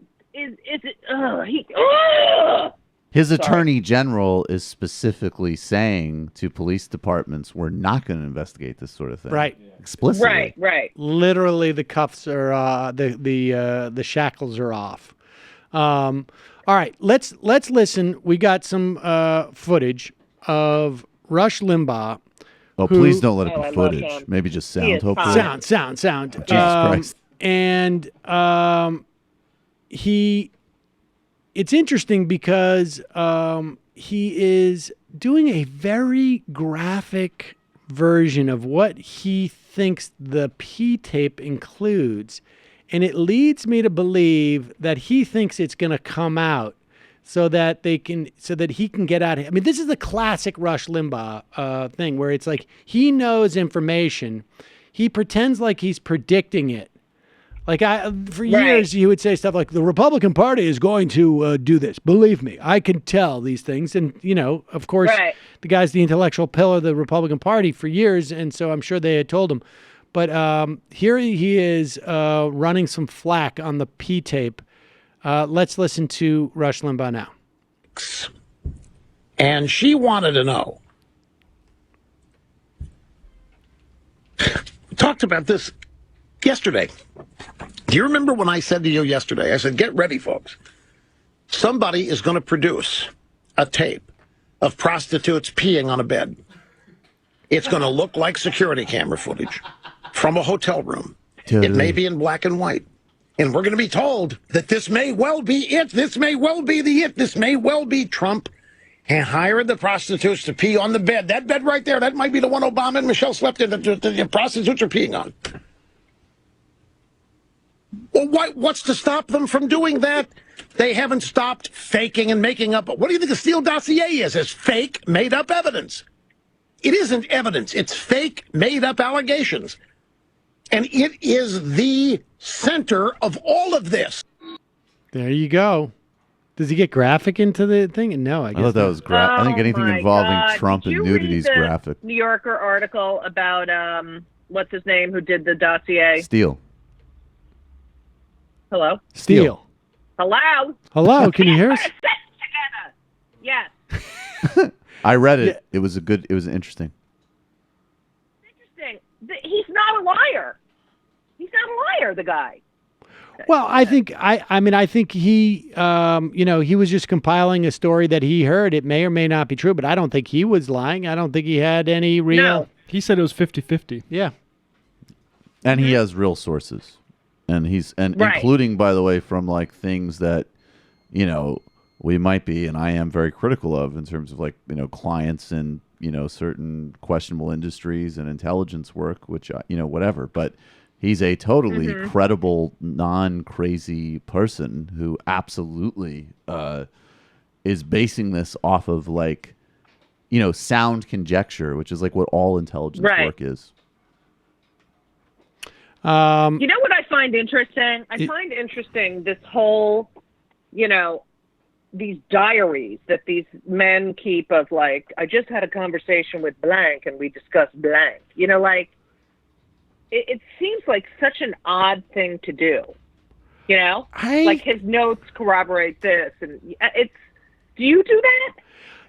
I don't do that, but I did remember, like, I think this is something that people like this do on a regular basis. I mean, I remember I was in a position as a student government president at my university or college. I don't want to brag. Can't even put a sentence together. And I was giving, I had my notes, and the president of the college was there, and he saw my notes, and he said, you don't write out your speech. And I said, no, I have bullet points. And then somehow we were talking, he's like, do you keep a journal? And I said, no. And he goes, you should, when you do stuff like this, you should just go back and write it. And even like, when I have conversations, he said specifically Is it to me. legal or memoir planning? No, he was just saying like, you should just keep a record. And this is something that people do, I think, broadly speaking. I think police officers, prosecutors do this all the time. Yes. They create a paper trail, and smart people in like corporations also create a paper trail. They'll do it with email now. They will send an email to everybody like, hey, I just met with everybody. Just wanted to let you know, here's my notes. Yep. Just as a way of playing it safe. So it's just like, people in Hollywood don't do that. In show business, you don't do that. My God, you don't want there to be any evidence whatsoever. Right. But it's an interesting thing because it seems like, it seems so antiquated. I'm going to keep a journal and write down my notes. And yet, thank God for these guys that did this. How funny would it be if I guess so, but I don't think it's going to lead to anything. That's the thing, is that I think this is all well and good with Comey, but I just don't think that it's going to lead to anything materially. I'm not saying that they're not going to find anything. It's just that, like, this is a political process. The Republican Party is not going to impeach Donald Trump. And if the Democrats somehow were to take the House and the Senate, I still think it's unlikely that we would see impeachment before the 2020 elections. Okay, well, what I don't understand, they know he's a fucking asshole. Like, they know what a scumbag liar and how destructive he is, and they just don't fucking care. They are, like, too. Remember when people went into, like, they'd run for office because they wanted to be public servants? I mean, what the fuck is going on? It's a shit show. It is. Everything you just Welcome said. to the shit show, yeah. Wouldn't it be funny if there, imagine the Obama dossier, he had like a pee party in Accra on George Bush's bed. I need to get a bunch of Ghanaian hookers and piss on that devil's bed. Hilarious. Gonna visit the Gold Coast. Get the fuck out of here, devil. Oh, God. Judy, I'm so glad you're back in the country and that you had the opportunity. Thank you. I'm so happy to be here. It's so proud. So proud to be. Well, we should get together and talk about the various Jewish festivals, New York Jewish festivals that we're going to be going to. Shidduch. The Shidduch. Yeah. Did you? Yeah. I can only imagine. You need to, sow your oats.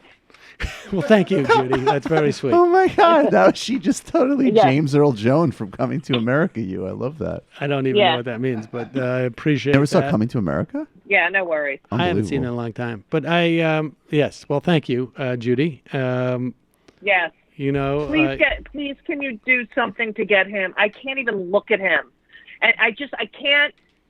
She hates him too. Like she fucking hates his guts. Like he's gross. I hate him. All right, that's it. hang in I there. hate him. I think maybe we could send you out of the country for like a week at a time for a while. Continuing. Let me be It's your going to. spiritual practice, Judy. And I don't understand, like, how does Macron like him? Like, how does he like him? Macron's also a fucking asshole. Well, I think Macron doesn't like him, Yeah, but well. I mean, putting Macron aside as to like, you know, what kind of a person he is, I think that Macron is playing a role, and you don't get to be president of any country without being able to play a game like that. That is totally true. But dude, he is totally Trump's Blair. Like, I mean, Oh, I agree. beyond. I mean, What about how he wipes his dandruff off? His fucking. I mean. he needs it to be perfect. You got to look your best. You got to look your best. And you're great. You're great. That You're is great. You're super 100%. disturbing. Did we Yeah. pull that? Did we pull that sassy Trump? Oh, we should play it. All right, let's play this for you, Judy, and Yeah. then you go. Are you This will leave familiar her with in a good sassy mood. Trump? No, but yeah, no, I'm not actually. You don't know who sassy Trump is? This will help you. No. Oh, Judy, do yourself a favor. Okay. And it's Okay. it's what's his face? Peter Serafinowicz. Peter Serafinowicz. He's a British guy. And Okay. Google sassy Trump, and then you'll come up for air probably, I would say, in like 3 or 4 days, and you're going to feel much better. But this is Okay. what he does. Although he seems to have added 1 or 2 lines here. In this is one, he took some atypical. He liberties took a little here, liberties. yeah. But basically, what he does is just re-records Trump's voice in a very fey sounding voice, and that's. I love it. It works perfectly. Are you ready? Here it is. We're gonna. This is all like a Macron montage. Saying what a great relationship we have. That little piece of dandruff off. Oh. It'll be. You have to make it perfect. He is perfect. Emmanuel. Mwah. Mwah. Is my kiss all right? Totally up to Nick.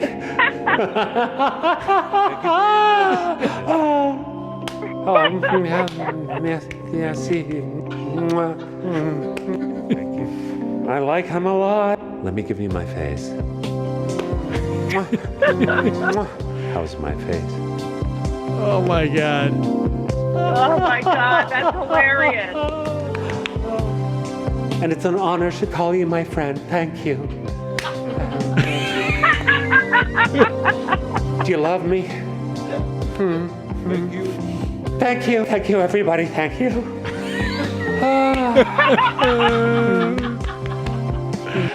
Oh, Judy, go right now. No, that's hilarious. I'm doing that. That's my afternoon delight. Please, Okay. when we get off the phone right now, I want you to Google sassy Trump. You are Okay. going I'm doing to it. love it. It's going to make you feel so much better.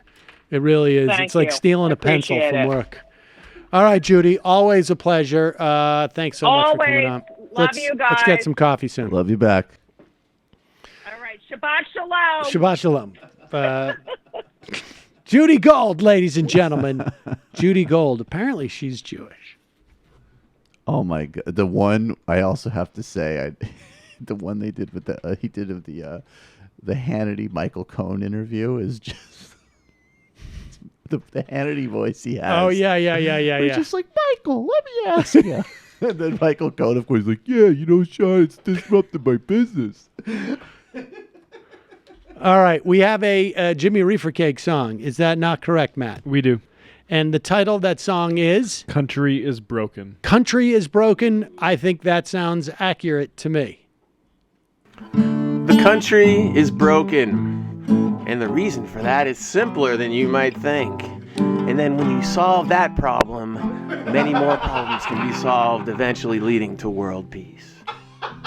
Country was broken since the prohibition, and Slinger spoke in his lying words. William Hearst aided him in the mission. This prohibition has fucked up the world. Yes, prohibition has fucked up the world when it could have been such a much nicer place. They like to build walls to keep folks from getting in. They dropped herbicide on Mexican crops.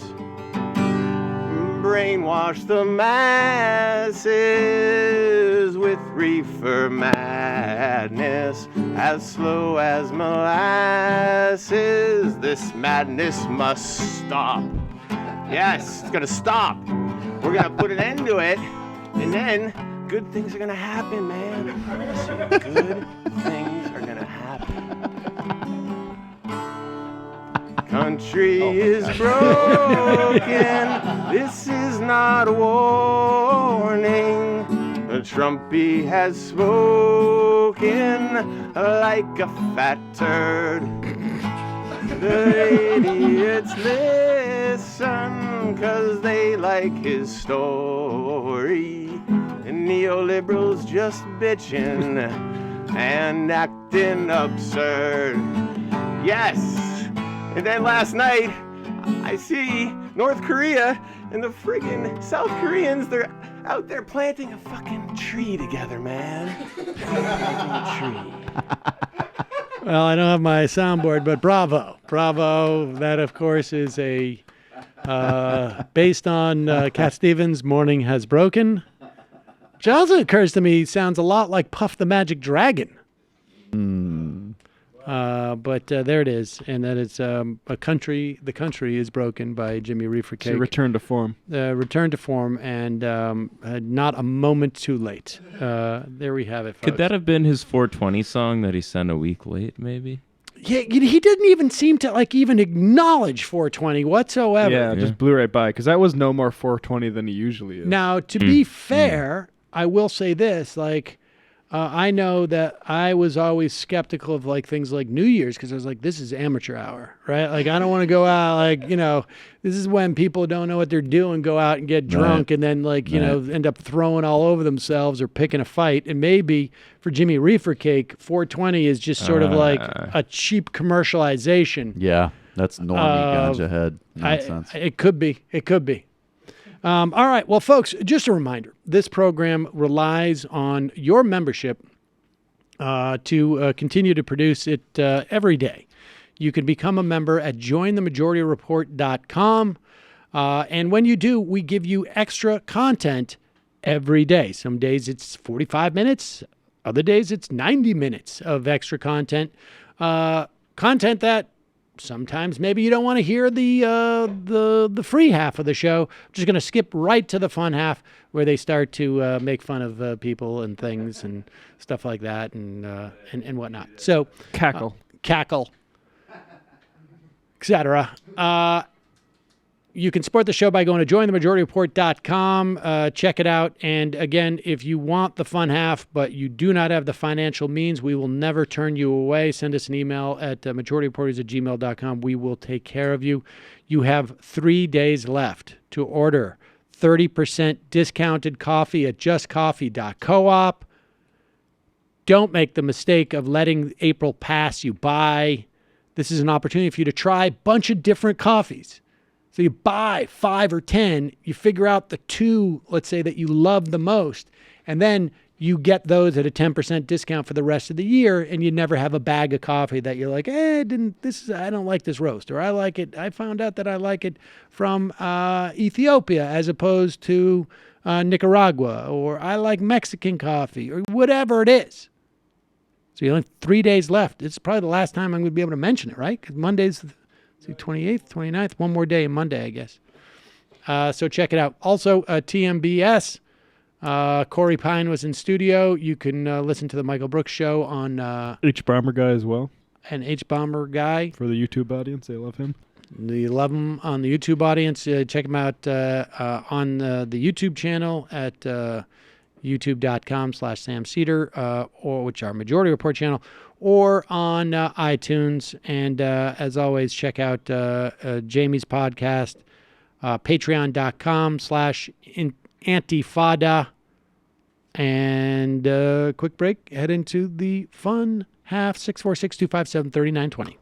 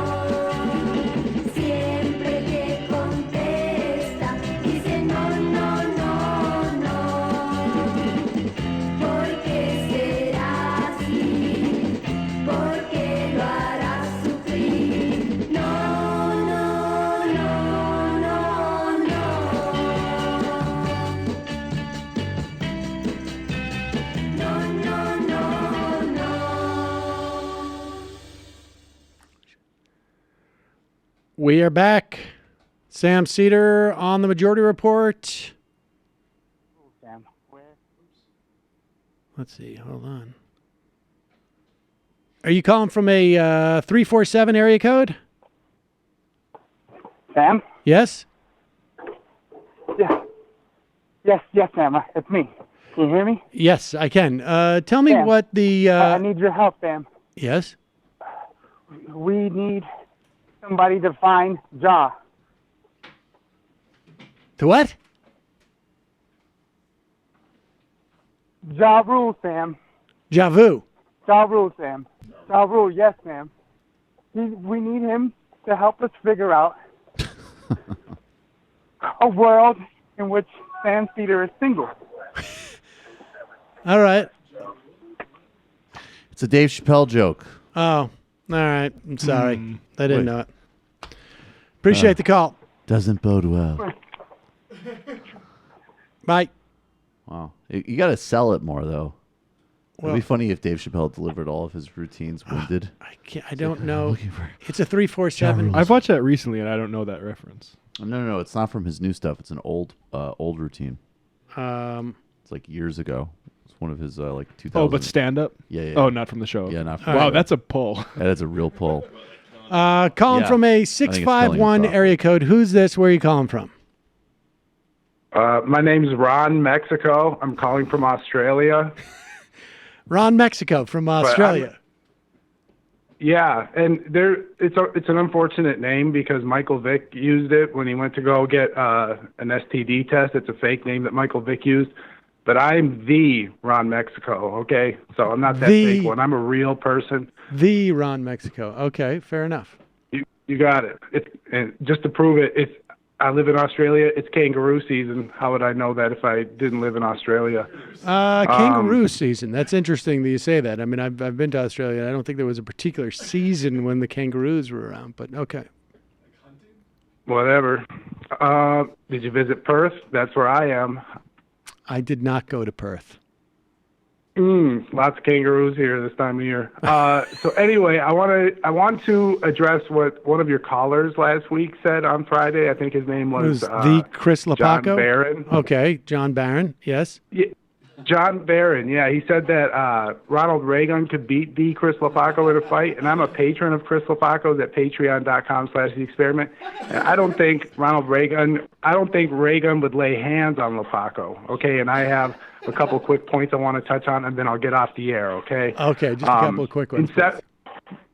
Yes, first off, in 7th grade wrestling, Lapaco was 24-3 with 23 pins, okay? All right. And all of his losses, his 3 losses, came to 8th graders, okay?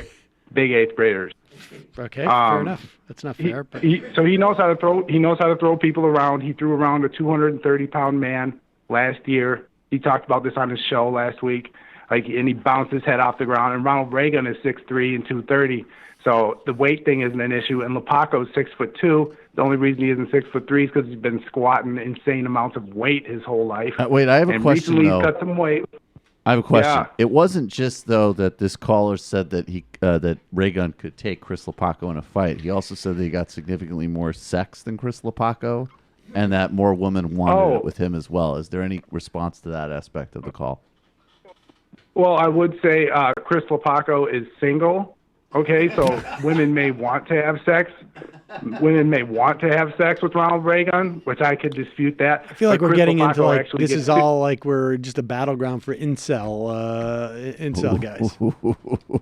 Well, you know what? And Chris Lapaco, interestingly enough, after this little terrorist accident in Canada where this incel guy went nuts, Chris Lapaco went on an incel podcast the other night, okay, and got a couple phone numbers from some lady callers, so it's true.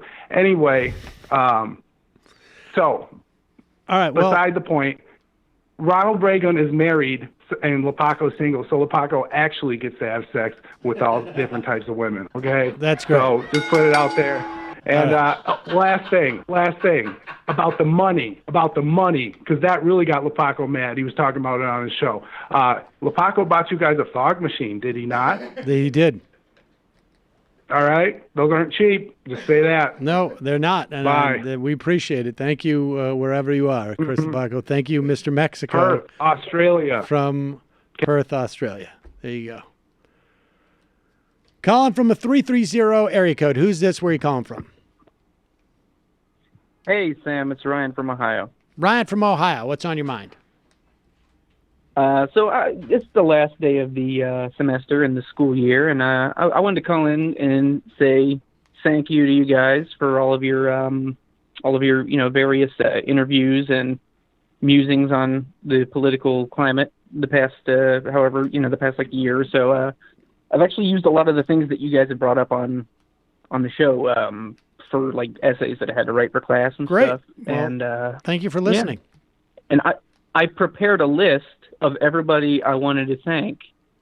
I would like to thank Sam Seder, Michael Brooks, Matt Leck, Jamie Peck, Brendan Finn, Kelly Carey, Matt Binder, Patrick Finn, John Benjamin, Andy Kindler, Dennis Miller, Alex Jones, Mike Cernovich, Mike Cervanich, Donald Trump, Seb Gorka, Paul Ryan, Devin Nunez, Daniel Nunez, Bernie Sanders, Alan Honk Honk Franken, Mark Marin, Judy Gold, Isabel Gillies, Matthew Film Guy, Ronald Reagan, John from San Antonio, Jimmy Dore, that bitch Mike from PA, Dave Rubin, who still won't debate Sam because he's stupid, Janine Garofalo, Bernie Sanders, Jill Stein 2020, Tim Black, Project Veritas, who I happen to really like because they have videos, Matt Taibbi, the Chris Lapaco, the king of earned media, Mindy, Brenda, Jimmy Reefer Cake, Jimmy Reefer Cuck, Joseph Ballin, Rafael Cruz, Right Wing Mandela, Josh from Chicago's mom, Nation of Islam Obama, that guy who said keep it simple and no bumps in the road, but I don't remember his name, Peter Thiel, Greg the Libertarian, H.A. Goodman, Doug, the new dork, and last but certainly not least, Sam, I would like to thank your de minimis penis. Oh, well, thank you. That was great, Ryan. That is, we got to pull that. Can we make a note? Brilliant. We should have that for the end of the year. That is, that's like a best of call, just to remind people. Ryan, thank you so much. And towards the whole are you graduating? There. Are you graduating? No. Thank you, Sam. No, I'm still a junior, so I guess. All right. Well, then goodbye. We'll see you next year. Good luck. Yeah, see you then. That was great. Thank you, Ryan. That was awesome. That's awesome. I wonder how he did that. Like, could you sit down? Could you sit down and name all those people? No, It'd take a while. Do you think you get all of them? Me, though? no. I've been here the shortest. All right. Calling from a 609 area code. Who's this? Where are you calling from? Bonjour, la rapport du majorité. Okay. This is French President Emmanuel Macron. All right. Hello, President Macron. I'm calling you for deux raisons today. The first is to demonstrate to Michelle Brooks a proper French accent. Okay. And the second is to engage in a little bit of early promotion for my book, since you and your listeners have already picked up the scent. Picked up the scent of your book? That sounds very French. It is a very pungent French book. Okay. I know you probably have to jump soon, so I would just like to read one paragraph. Yeah, read one. The chapter, the title of the chapter is Le Donald et moi. Okay, the Donald and moi. May I begin? Yes, and the Donald and me, for those who are not familiar with French. You may begin. Oui. Commencez, s'il vous plaît.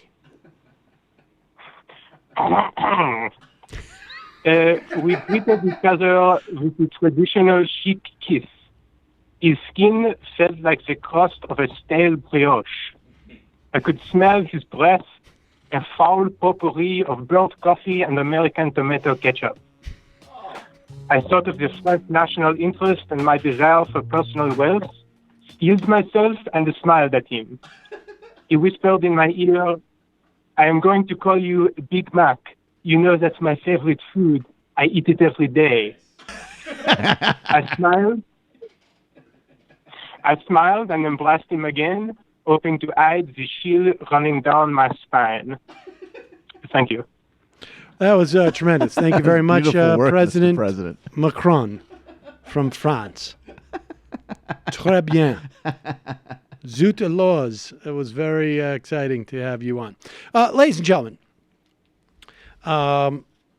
as you know, one of the greatest feuds in all of media and in our culture, broadly speaking, has, of course, been the Alex Jones-Kanye feud that we have all been talking about for years.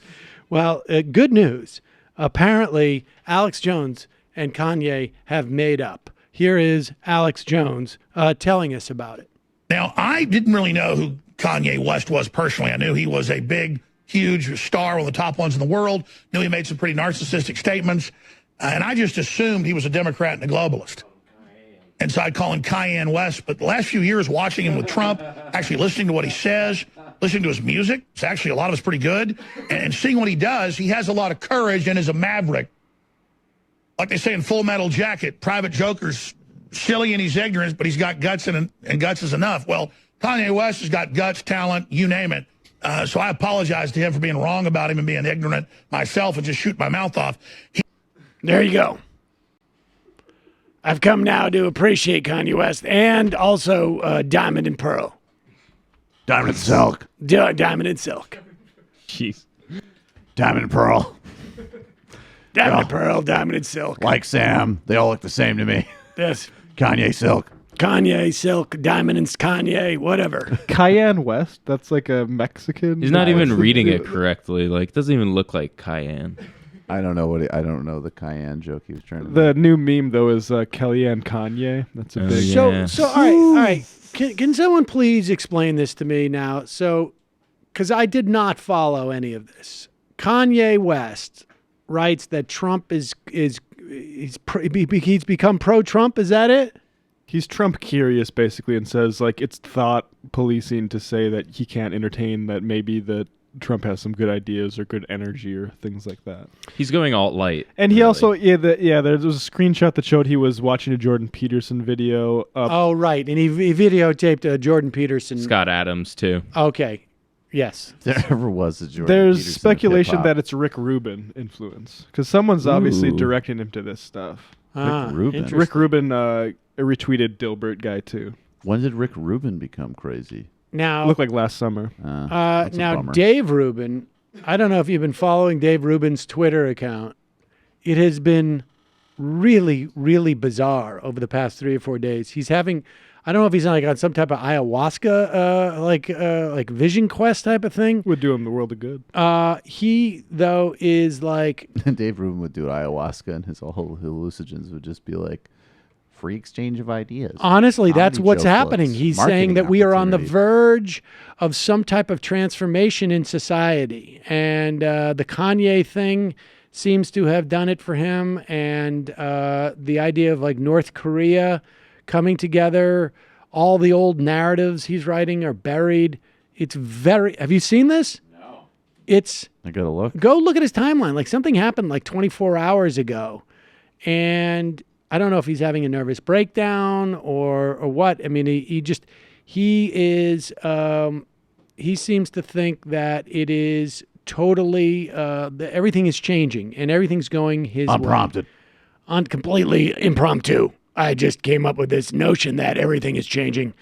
And I've been, I sat down with my people and realized to reposition the book, I need to be super positive. I have to say, the top tweet that I'm seeing seems very Dave Rubin, which is, for the record, Thomas Sowell did it before Kanye. That does not seem like ayahuasca brain Dave Rubin to me. But I'll keep going down. Yeah, I think maybe he slipped out of like I'm talking about the entire population of black people is captured. Here he's suggesting like a conspiracy got to Chance the Rapper to make him clarify his statement about black people needing to be Democrats. See, that is so amazing because basically Chance the Rapper put out a statement like, was it 2 days ago?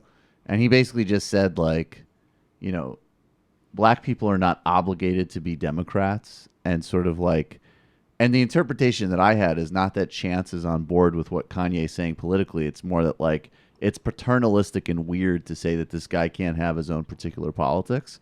But Republicans jump like, now Chance is on it. This is a big deal. And of course, Chance released this statement basically just being like, Kanye West is my friend and I wanted to defend him. But of course I hate Donald Trump. Like, are you kidding me? Oh, I see what's going on. Rubin is now, he says, a big news site is doing a piece on me. Writer asked for an interview. We said over email, no response for weeks now. You know, I think I've spoken to this reporter. Yeah, I think I've spoken to him. this reporter. And it's interesting. Dave Rubin, couple progressives I'd like to sit down with in no particular order. Rob Reiner, Sarah Silverman, Michael Flint, Bernie Sanders, David Hogg, Senator Warren, Van Jones, Tom Perez, Chelsea Handler, Jimmy Kimmel, Anna Navarro, Maddow, Gavin Newsom. Anna Navarro? Even by Dave Rubin standards. Yep. God, that guy's stupid. Rob Reiner. Celebrities that are also liberals. People with over 250,000 Twitter followers. Yeah. There you go. That's hilarious. I love that. I'm trying to think. Okay. There's incredible optimism and enthusiasm for a better world right now. Note who is trying to tear it down. Intellectual hostage taking. Hit pieces and personal attacks don't work anymore. That ain't no ayahuasca. That's preparation for the definitive introduction of the world of what Dave Rubin is by a decent reporter. Everyone else will build a bright future together. The world is changing before our eyes. Either be a part of it or left behind. He's talking about North Korea. I like how he's just like, the rest of us are denuclearizing the Korean Peninsula, having friendly interviews about the inherent genetic inferiority with black people, and the rest of you are just being negative. Dave Rubin goes, I'm going to go out on a limb and say that Trump has more black supporters than Conan and Kimmel combined. They think they own all minorities. Ironic, as the smallest minority is the individual. That's what they hate the most. Really weird. He's on the Steven Crowder show today. Wow, there you go. Oh, Ruben is? Might watch that. I just think there's something. Yeah. All right. It does seem. It does seem. There's something a little weird off. going. Sam's new mantra: "It doesn't stop. I'm only beginning. I'm boning your women. While you send you home all alone, I'm blowing them up, sending them back to you, mad at you. Don't catch a motherfucking attitude." I love how you keep reading it. Thank you. Dragon Slayer. Sam, I'm sad to see you have reverted to your bullying ways of your childhood with Newcliffe and his rational analysis of Trump credit. Hope you didn't scare him away. Have to revert back to book talk. Luska, credit to Moon in South Korea, but North Korea's nuclear site collapsed months ago, and China's monitoring for radiation leaks. Where does that come up? Fair enough. Nick from Manitoba, great show. As always, you're an unstoppable troika head, full tilt ahead. I was just wondering if Michael would happen to chance to know the name of that South African folk song about picking up guns and shooting the whiteys. Trying to check Bring it me out. my machine gun. Watch Jacob Zuma sing it on YouTube. Bike Rider would smash 1010 would smash Meghan McCain. 110 Stacey Dash. You're wrong, Michael. I don't follow it. Comrade Biden. I haven't IM'd in a while, but I just want to let it known that Jimmy Reefer Cake is awful. Staten Island Mike, shout out to Brianna for entering the lion's den of right-wing racism and misogyny, Trump apologia, known as The Intercept. Oh, stop. Don't be ridiculous. Classless creative. Is it me or is Limbaugh sounding more and more like Truman Capote? Contagious Chameleon. Dave Weigel spoke with the Jacobin podcast about Democratic Party candidates moving left. He seemed to echo the sentiment that the DCCC is only remaining institution pushing centrist candidates, and they are clueless. Also, the Cleveland Plain dealer endorsed Kucinich. Yenta. I'm not. I am completely off that. My sort of ambiguity about that. He needs a much better story about that Assad funding, as far as I'm concerned. Who's that, Kucinich? Yeah, I know that will piss people off, but sorry. Yenta, dating advice for Sam. Swallow, don't spit your steak, that is. That is from the nice. Sure. Sex in the City episode. A Square, Sam, good commentary on Hoyer leaked convo. Always your perspective focus on what's important. By the way, was that a new suit this week, Chris Hayes? Wow. That tells me that two things. One, it tells me that A Square watches a lot, and B, that I needed to get a new suit. Okay, so check this out. My dad gave me a suit that was probably 15 years old. I don't know how he ever thought he was going to fit in it, but it fit me perfectly.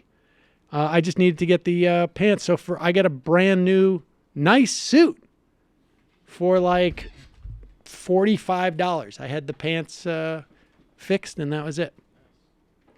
Retcon. Sam, thought you'd appreciate hearing that my 3-year-old has been waking up at 2 every night and quietly going to my side of the bed and waking me up. I bring him back to his room. He falls asleep right away. I don't. Also, why are we still able to go to work and Michael misses at least one day a week? That's a great question. Thames Darwin. Yeah. Sam, I'm kind of scratching my head here trying to figure out why Judy Gold went all the way to Stockholm for the New York Jewish Festival. Why not go to New York, where it's known as Festival? Attorney Andrew. Sam, if you or your employees suspect that any of their blogs, tweets, Facebook posts, grams, or the like have been hacked by users of the dark web, who then subsequently hacked any internet archival sites to cover their tracks of the hacking, I'm fully prepared to send out a form email and social media post describing why X is a friend of X community, and that I fully support X, and that these attacks are simply an attempt to distract from Social Security reports, water boats, gay space, communism, reggae, whatever Brendan does. Nor Cowell. Sam, Golden State Killer was caught with DNA evidence gathered from Ancestry website with voluntary DNA samples given by relatives of suspect for Ancestry research. Jesus. Crazy. I read about that during the show. That is such a disturbing story. So this is super exciting. There are strikes going on as we speak in Arizona. Just play the footage of the aerial shot of the strike. And then we'll play the other one. This was from downtown Phoenix yesterday. A lot of teachers wearing red. That's a lot of people. It's from Casey Kuhn, a reporter in Phoenix. It's going to pan over.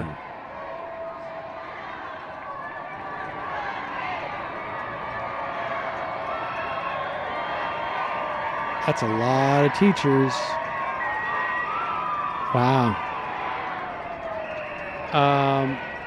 Right now, Louisiana Teachers Union is polling members on a possible strike. There is, and I don't know how, I don't know how serious this is, but there is I'm starting to hear some talk of possibly national strikes. I don't know if that would happen, but coordinated action by teachers across the country would be pretty cool. But here are teachers striking in Arizona, and this is a video that went up on the New York op-ed site, New York Times op-ed site. It is by 3 teachers from Arizona, all of whom have had a bit of an epiphany through their jobs. And this is what, this is the point of it. As a conservative, the word strike, union, not in my vocabulary. You heard one of us, you heard all of us. Our students deserve to have a fully funded education. I did vote for Trump. I consider myself a Bible-believing Christian. I've always been a fan of fiscal conservatism. I've always voted Republican, but now I'm seeing firsthand what that gets us. The classrooms are falling apart. We have festering bathrooms. We have cockroaches. We have tattered textbooks. Teachers aren't getting the resources that they need within the classroom. There's been a wave of protests sweeping across the country, led by teachers who say the future of public education is at stake. Teachers, and specifically public school teachers, really aren't valued. I have to work 15 to 20 extra hours a week at McDonald's for minimum wage. Teaching is my calling. I love teaching music to children. That's who I am. And people say, "Oh, if you don't like the money, go do something else." I can't.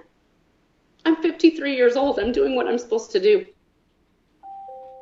I know that I will have to work until the day I die. I won't be able to afford to ever be retired. Because of the way that the state has chosen to fund education for the last 15 years, it simply made it untenable for me to stay. I'm not leaving teaching, I am leaving the state because of these issues. I don't believe it's going to get fixed. I just don't. We are 43rd across the nation in teacher salary. This is why we're going to restore additional assistance. I'm not bragging on 43rd. I'm just saying we're not last. So we're not just striking for a higher salary, we're striking for resources for our classrooms and for our students. We are at the bottom of the pile for the state. Pause it. Could you just imagine, this guy? We're 43rd. We're not last. Unbelievable. This is Arizona, folks. All right, we'll play just a little bit more of this. Teachers walking out or striking in West Virginia, in Oklahoma, and some other states successfully. And we realized that we were worse off than some of those states were, and it just grew like wildfire. Teachers are riding a growing wave of anger over deep education cuts made by Republican-led legislatures. The teacher protests have been described by some as a red state revolt. I've said I'm on the side of the teachers, and I've been listening, and we've been working. This will result in a net pay increase of 20% by the beginning of school year 2020. So on the surface, that sounds amazing. It won't help substitutes, it won't help our aides, it won't help our nurses, our front staff. It comes out of funds that go to veterans, people in our population who are disabled and on Medicaid, colleges and universities in our state. I voted for Governor Ducey, and I was really hopeful. And now, honestly, I just feel betrayed. How can you say you're pro-life and pro-family and pro-middle class? Even as a conservative, I think it's only fiscally responsible to increase a tax to fund public education. Oh my gosh, did I just say it out loud? I do. I support a tax. I will tell you this right now. If you are a Republican politician, you better get behind education. I've been on my feet for 5 hours waiting on people, sweeping, mopping. I probably won't get to bed until 12:30 or 1 o'clock tonight, and then I've got to be back up at 6 or 6:30 tomorrow morning. Good night. Nuts. I mean, you know, the thing that is sort of, and to be fair, the Democratic Party, as of 5 or 6 years ago, was not terribly friendly, broadly speaking, to the idea of public education. That said, their relationship with the teachers' union is obviously much stronger, and much of, I think, what we would call the school reform movement has been beaten back. But I just don't understand how people were under the misapprehension that Republican lawmakers ever cared about public education. They should run a montage of things like those, you know, disgusting classrooms and bathrooms, along with like pictures of people in all sorts of various situations of deep deprivation, and they should be bedded underneath every single news clip on Paul Ryan when he finally officially retires. Let's just play this last clip with Chris Cuomo and Stephen King. Apparently, you know, this is just part of the extended conservative aggrievement tour, you know, and it runs the gamut. You know, we've talked about people on the left who've been bounced from Twitter and YouTube. We've talked about people on the right, Facebook. We don't even attempt to do anything on Facebook because of their, you know, anything significant because of their algorithms and whatnot. Dave Rubin insists on every time he gets one of those review requests on one of his videos, he cries about it. And the fact of the matter is that I know what he does. He hits, asks for a manual review, and it comes back a day later and it says, yeah, you're fine. And you've been monetized. And I know that because that happens to us all the time. Every it's literally just part of doing business. It is like, how come I have to log into this website? Yep. Why do I have to do that? Why do conservatives have to log into websites? It's blocking free thought. I mean, and so the aggrievement is huge. And here is Steve King talking about his participation. Diamond and Silk actually went in front of a House committee to argue that they have been censored by Facebook. Now, if it leads to extensive regulation of Facebook, I'm all for it. What it has led to is Facebook hiring basically some Republican lobbyists and to make themselves more friendly to Republican lawmakers. But here is Steve King talking jibber jabberish with Chris Cuomo. I just want to finish on one thing, Congressman. Sure, Chris. I'm looking at the timeline of what happened with Facebook. Diamond and Silk say they were never contacted except through Twitter. It's just not true. It's demonstrably false. You guys didn't question them about that. You allowed them to play to the theory that they were censored by Facebook. Something was done that was wrong. I have the proof in my hand, and proof that is readily available to you if you want to read it and consider it, that that's not what happened. Facebook has issues. There's a legitimate case to make that there should be regulation, that you guys should be jumping on more, that you're not. conversation for another day. But why put them out there and use them as proof of a victimization that is demonstrably false? Why do that if what you want to do is strip the politics out of these kinds of situations and get back to the legitimate business of the people? Chris, I have a completely different view on this, but I will examine your information. I'll send it to you. I didn't even make it. I'll read it and I'll comment publicly on it. But I'm going to ask you also to examine mine, the information that I introduced into the record yesterday. From the Gateway Pundit?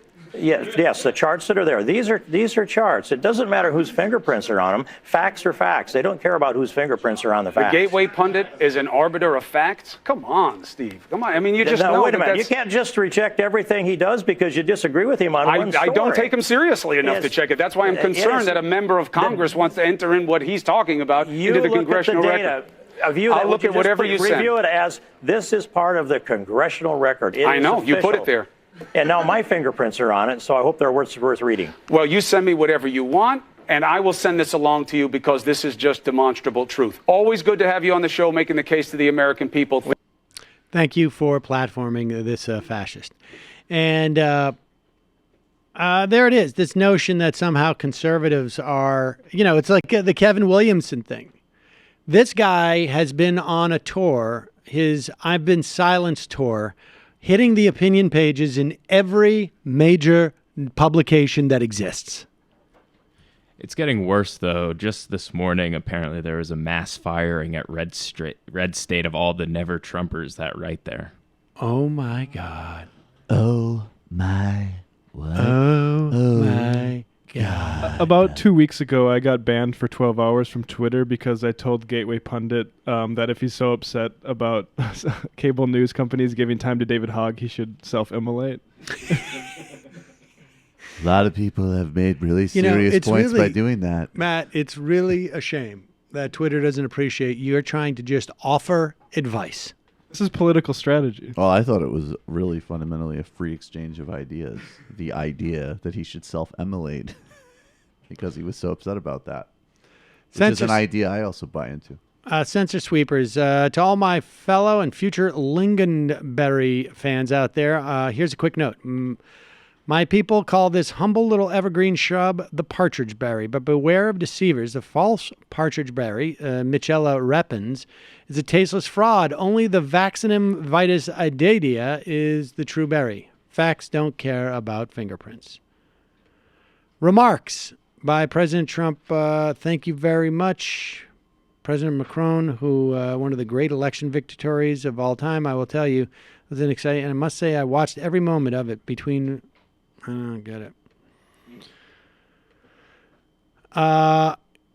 Mormon Apocalypse. Just watched the 425 interview about Christianity and race. I can't believe he didn't touch more on Mormonism. I became interested in the religion last year when I discovered an executive and a VP at the company I work for are both Mormon at the Twitter suggestion of Ronald Reagan. I began listening to my Book of Mormon podcast. Lo and behold, a huge component of the religion is born out of the idea that God made white people delightsome and dark-skinned people are cursed.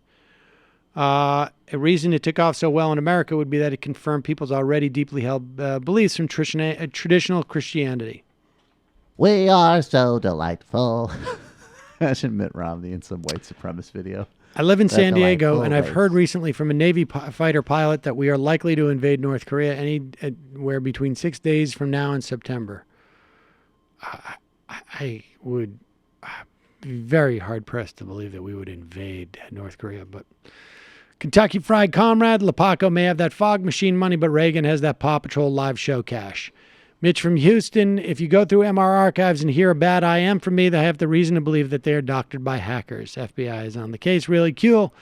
Throwaway lines for Rouhani to Trump. Your foreign business policy instincts are as bankrupt as your business is. You cheat on American treaties like you cheat on your wives. Your tweets are more snarmy than your moves are on Ms. Daniels. You go through staffers faster than you go through cans of hairspray. You should have called him a tower namer instead of a tower builder, too. There's something about Rouhani's accent and the language, the Farsi, that just makes it sound even more like dickish, which I love. Where it's just like and then it's always like, "You are a bloated idiot." You know why it's smarter to say the tower builder? Because when you're insulting someone like that, you don't want them to go, "I'm not a tower namer. I build towers." So he just wrote that in and just basically he built in the critique. Like, I'm going to He's give like, I'll you go with your strongest full version. You're still an idiot. Exactly. I'm going, we are strength. Calling from an 814 area What he code. should've done Who's is, this? You're a great builder. Yeah. Hello, this is Alex from Kansas. Alex from Kansas, what's on your mind?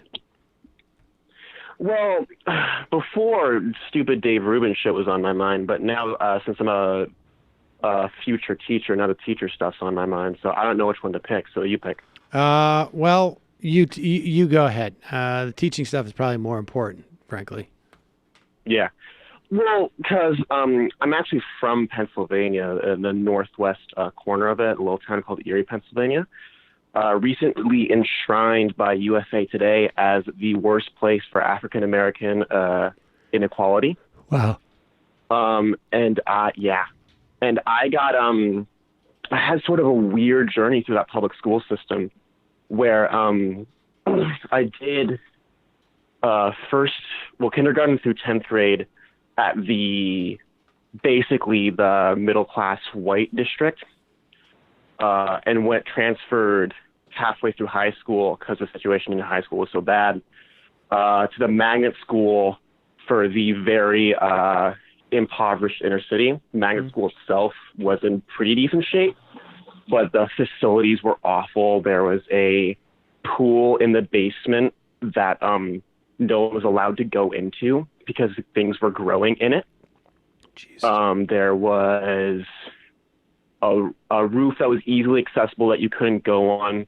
And this was a school they cared about. Whenever I had to do marching band, I went to this other school where the field was, and just seeing up close from a very, very young age how the white, sort of school district looked versus how the inner city one looked, was mind-boggling to like even my young age, and I was raised in a pretty conservative Christian home, and even then I was like, what the heck? And I just don't get how anyone at any point, like from a conservative standpoint, I can understand sort of coming to the conclusion that the federal government is bloated and overspending on stuff. Yeah. And feeling that needs to be reined back. I can understand that. But I don't understand how anyone with two eyes is able to vote for Republican lawmakers and expect schools to be able to do what they need to do. Like, I don't, because every time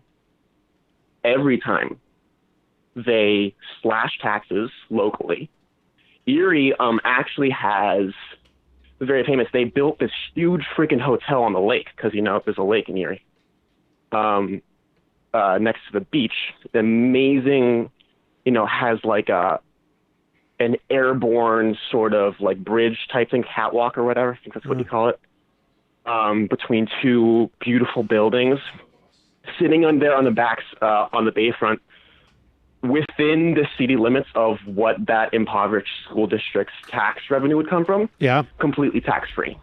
Yeah. I mean, look, we shouldn't be paying for schools through property taxes. It's a real problem. And I don't understand. I don't understand it either. But look, and to be fair, Erie has for a very, very long time had Democratic leadership. Right.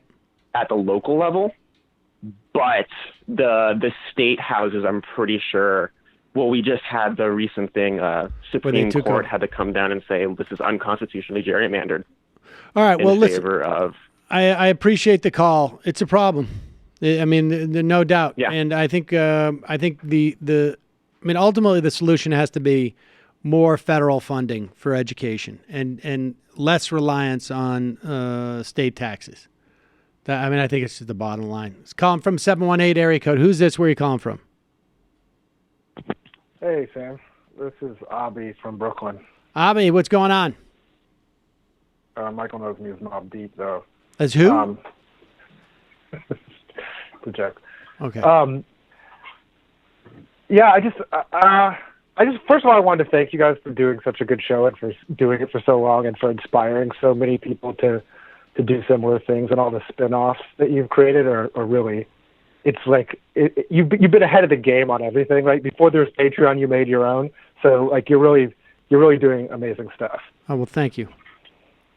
But I kind of wanted to chime in on that our conversation that's been going on the show about this idea of revolution or reform or kind of electoral process, and it makes me think of like, I think it's hard to even make sense of it, of what revolution means in the kind of current state of affairs. Like when the base context that we're existing in is industrial capitalism, which is literally the most revolutionary force that the world has ever seen, right? Like it's literally turning the planet into an inhospitable place. And so when we're talking about like what does revolution mean, in some ways, like something that is going to be here in 50 years is a revolutionary thing, right? That's not going to be commodified or like ground up into the like machinery of capitalism, right? So like, I don't know. I think that we get like distracted when we try to say like, oh, the only kind of revolution is some form of violent revolution or armed insurrection. When what's, you know, if we think about like what capitalism has done to, like, I always like to think about Detroit. If you were to go to Detroit 50 years ago and say, like, show pictures of Detroit today, right? That would be a revolutionary concept. Like you'd think that's crazy that could happen. That could never happen, right? But it did happen, right? And because it happened slowly, we don't think of it as a revolutionary process when it really is. You know, stripping something of resources, I don't know. I mean, it is. I guess, you know, we're getting into semantics here, but I mean, I don't know what the context. I don't know what the definition of revolution is as used by various different people, but I think in the idea of what Ronald Reagan was saying when we started this round of this conversation, I think the idea is that, you know, do you change the policies of government? And obviously culture has to change and may change before this, but do you change the policies of government via the existing mechanisms, or do you have a radical change and overthrow those mechanisms? And yeah, and that to me is you know, when we talk about this stuff, that's the fundamental question. If we're going to use these mechanisms, the question is, like, you know, the way that we have, you can tweak things, you can reform things, you can try to have campaign financing, you can have publicly financed campaigns, you can change the voting mechanisms and whatnot. But at the end of the day, the question is, are we going to have a system where actually votes at the ballot, at the ballot box, change, you know, end up bringing about the policy change that we're talking about? And there's a whole process that, you know, culminates with people going and actually voting. That process is pushing politicians, you know, through culture and through protest and through to adopt certain positions, even pretend that they're adopting certain positions, and then creating expectations that are there that are either met or not met. I mean, it was what we were talking about with the way that, just broadly speaking, how revolutions happen in history and around the globe, and, you know, why, like in a situation like North Korea, Un can't afford to let in any daylight, because if there's any daylight, people start getting ideas. And so the theory, the way that applies here is that, like, if you have every politician talking about Medicare for all, then people start to get expectations. Like, I want Medicare for all. And then when they get into office and they don't deliver it, there becomes certain resentments that politicians have to, you want them to be afraid of. And so, you know, I think that's the bottom line, is just like, are we talking about, when we talk about revolution, we're not talking about change, period. We're talking about a proactive, planned, radical departure from the existing order. Yeah. And Detroit, exactly, 50 years later, is really just like what happens when you have neglect and resource extraction. I don't know. I think I guess maybe I disagree in that sense, right? Because I do think, and maybe I have a broader definition of revolution, but to me it seems like if the existing order is so disrupted as to be unimaginable at some point in the future, then some form of revolutionary process has happened, right? And I guess my point is, I'm just trying to say, like, I feel like the neoliberal turn has created like revolutionary change in the world. And in the same way that industrial capitalism has created revolutionary change in the world. And it's done it through whatever process has been available to it. And like, in some sense, we are, I feel like, in a counter-revolution to that ongoing revolutionary process of industrial capitalism. And so, you know, if our only examples are, I guess, you know, a lot due to your show, honestly, like what I've been exposed to, like, the way the right wing has changed this country in the last 40 years, I think is revolutionary. And they've done it one step at a time through building institutions, through co-opting all existing mechanisms. And they've been very successful. And I think that that's kind of a model to look at. Obviously, we don't have some of the powers that they have, but I think what we're talking about, though, is really, I mean, frankly, it's just semantics. Because if you want to call that revolutionary, I mean, okay.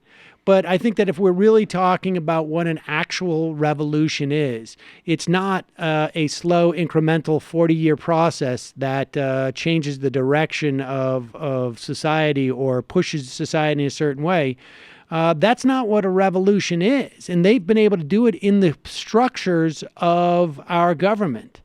And they've been doing it with our governmental structures. And so, I mean, if you want to call that revolutionary, that's fine. And if that's how broad we're talking about, then I think there's no argument, you know? I mean, but I do think, I mean, but you know, the idea that they wouldn't use, you know, and they have, conservatives have used their vote aggressively.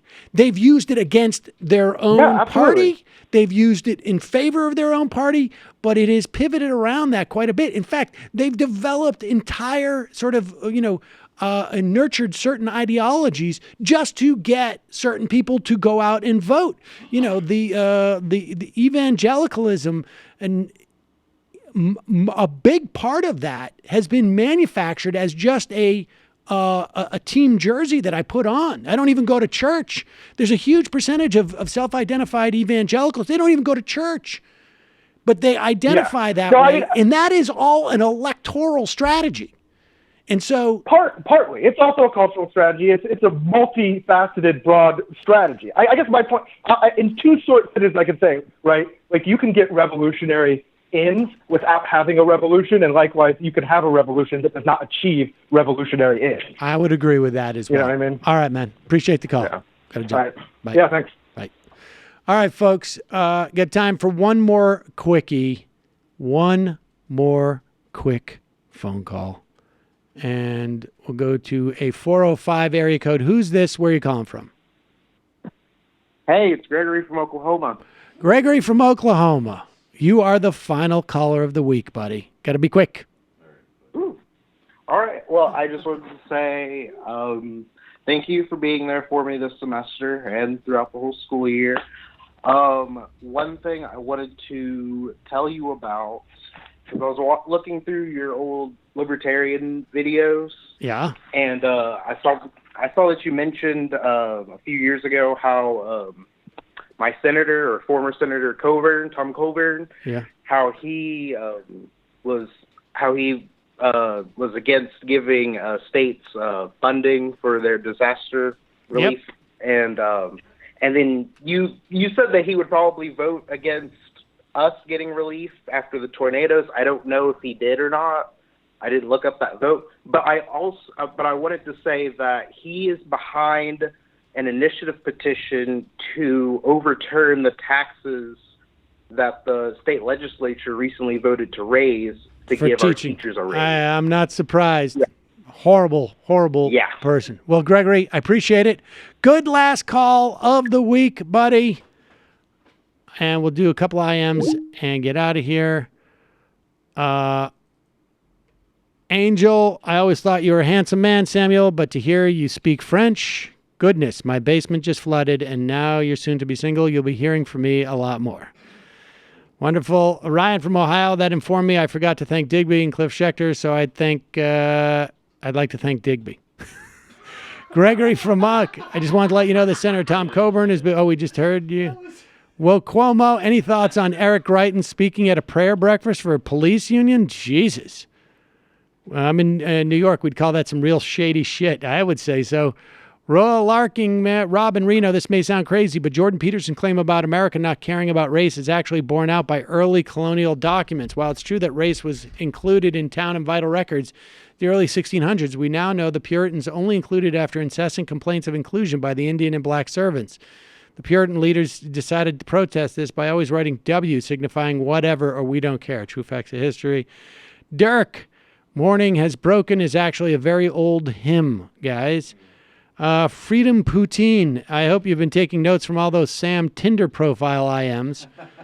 That has been a very funny joke. Can't do Random Rush until I get that iPad fixed. Very close. Worcester Polygram, the picture of Kanye hugging Caitlyn Jenner for the first time after she came out as transsexual. It's the shit. Norm Chomsky, I'm still waiting with dread for the backlash to the teacher strike. So many working class conservatives hate teachers. My dad got immediately less friendly once he found out a waitress of ours was a teacher, gave a crappy tip and all. They're threatened by people who know more than them. Yeesh. Starting to call for volunteer professors in higher ed in Illinois. Only a matter of time before that comes normal for primary and secondary education.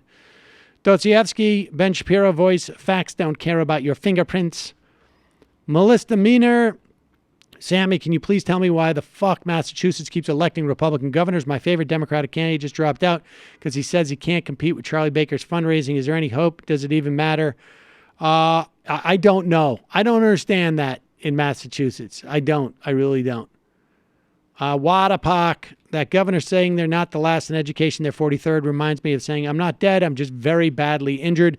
And the final I am of the week, ladies and gentlemen, sad to say, is from a bot literally in Russian, but there is one English line pharmacy affiliate program. See you Monday. It might take all the strength I got to get to where I want, but I know somehow I'm gonna get there. I wasn't looking when I just got caught between the truth and the lie bar. But finding out won't make me feel any better. Yeah, I know the clock is ticking, but the meds are gonna kick in.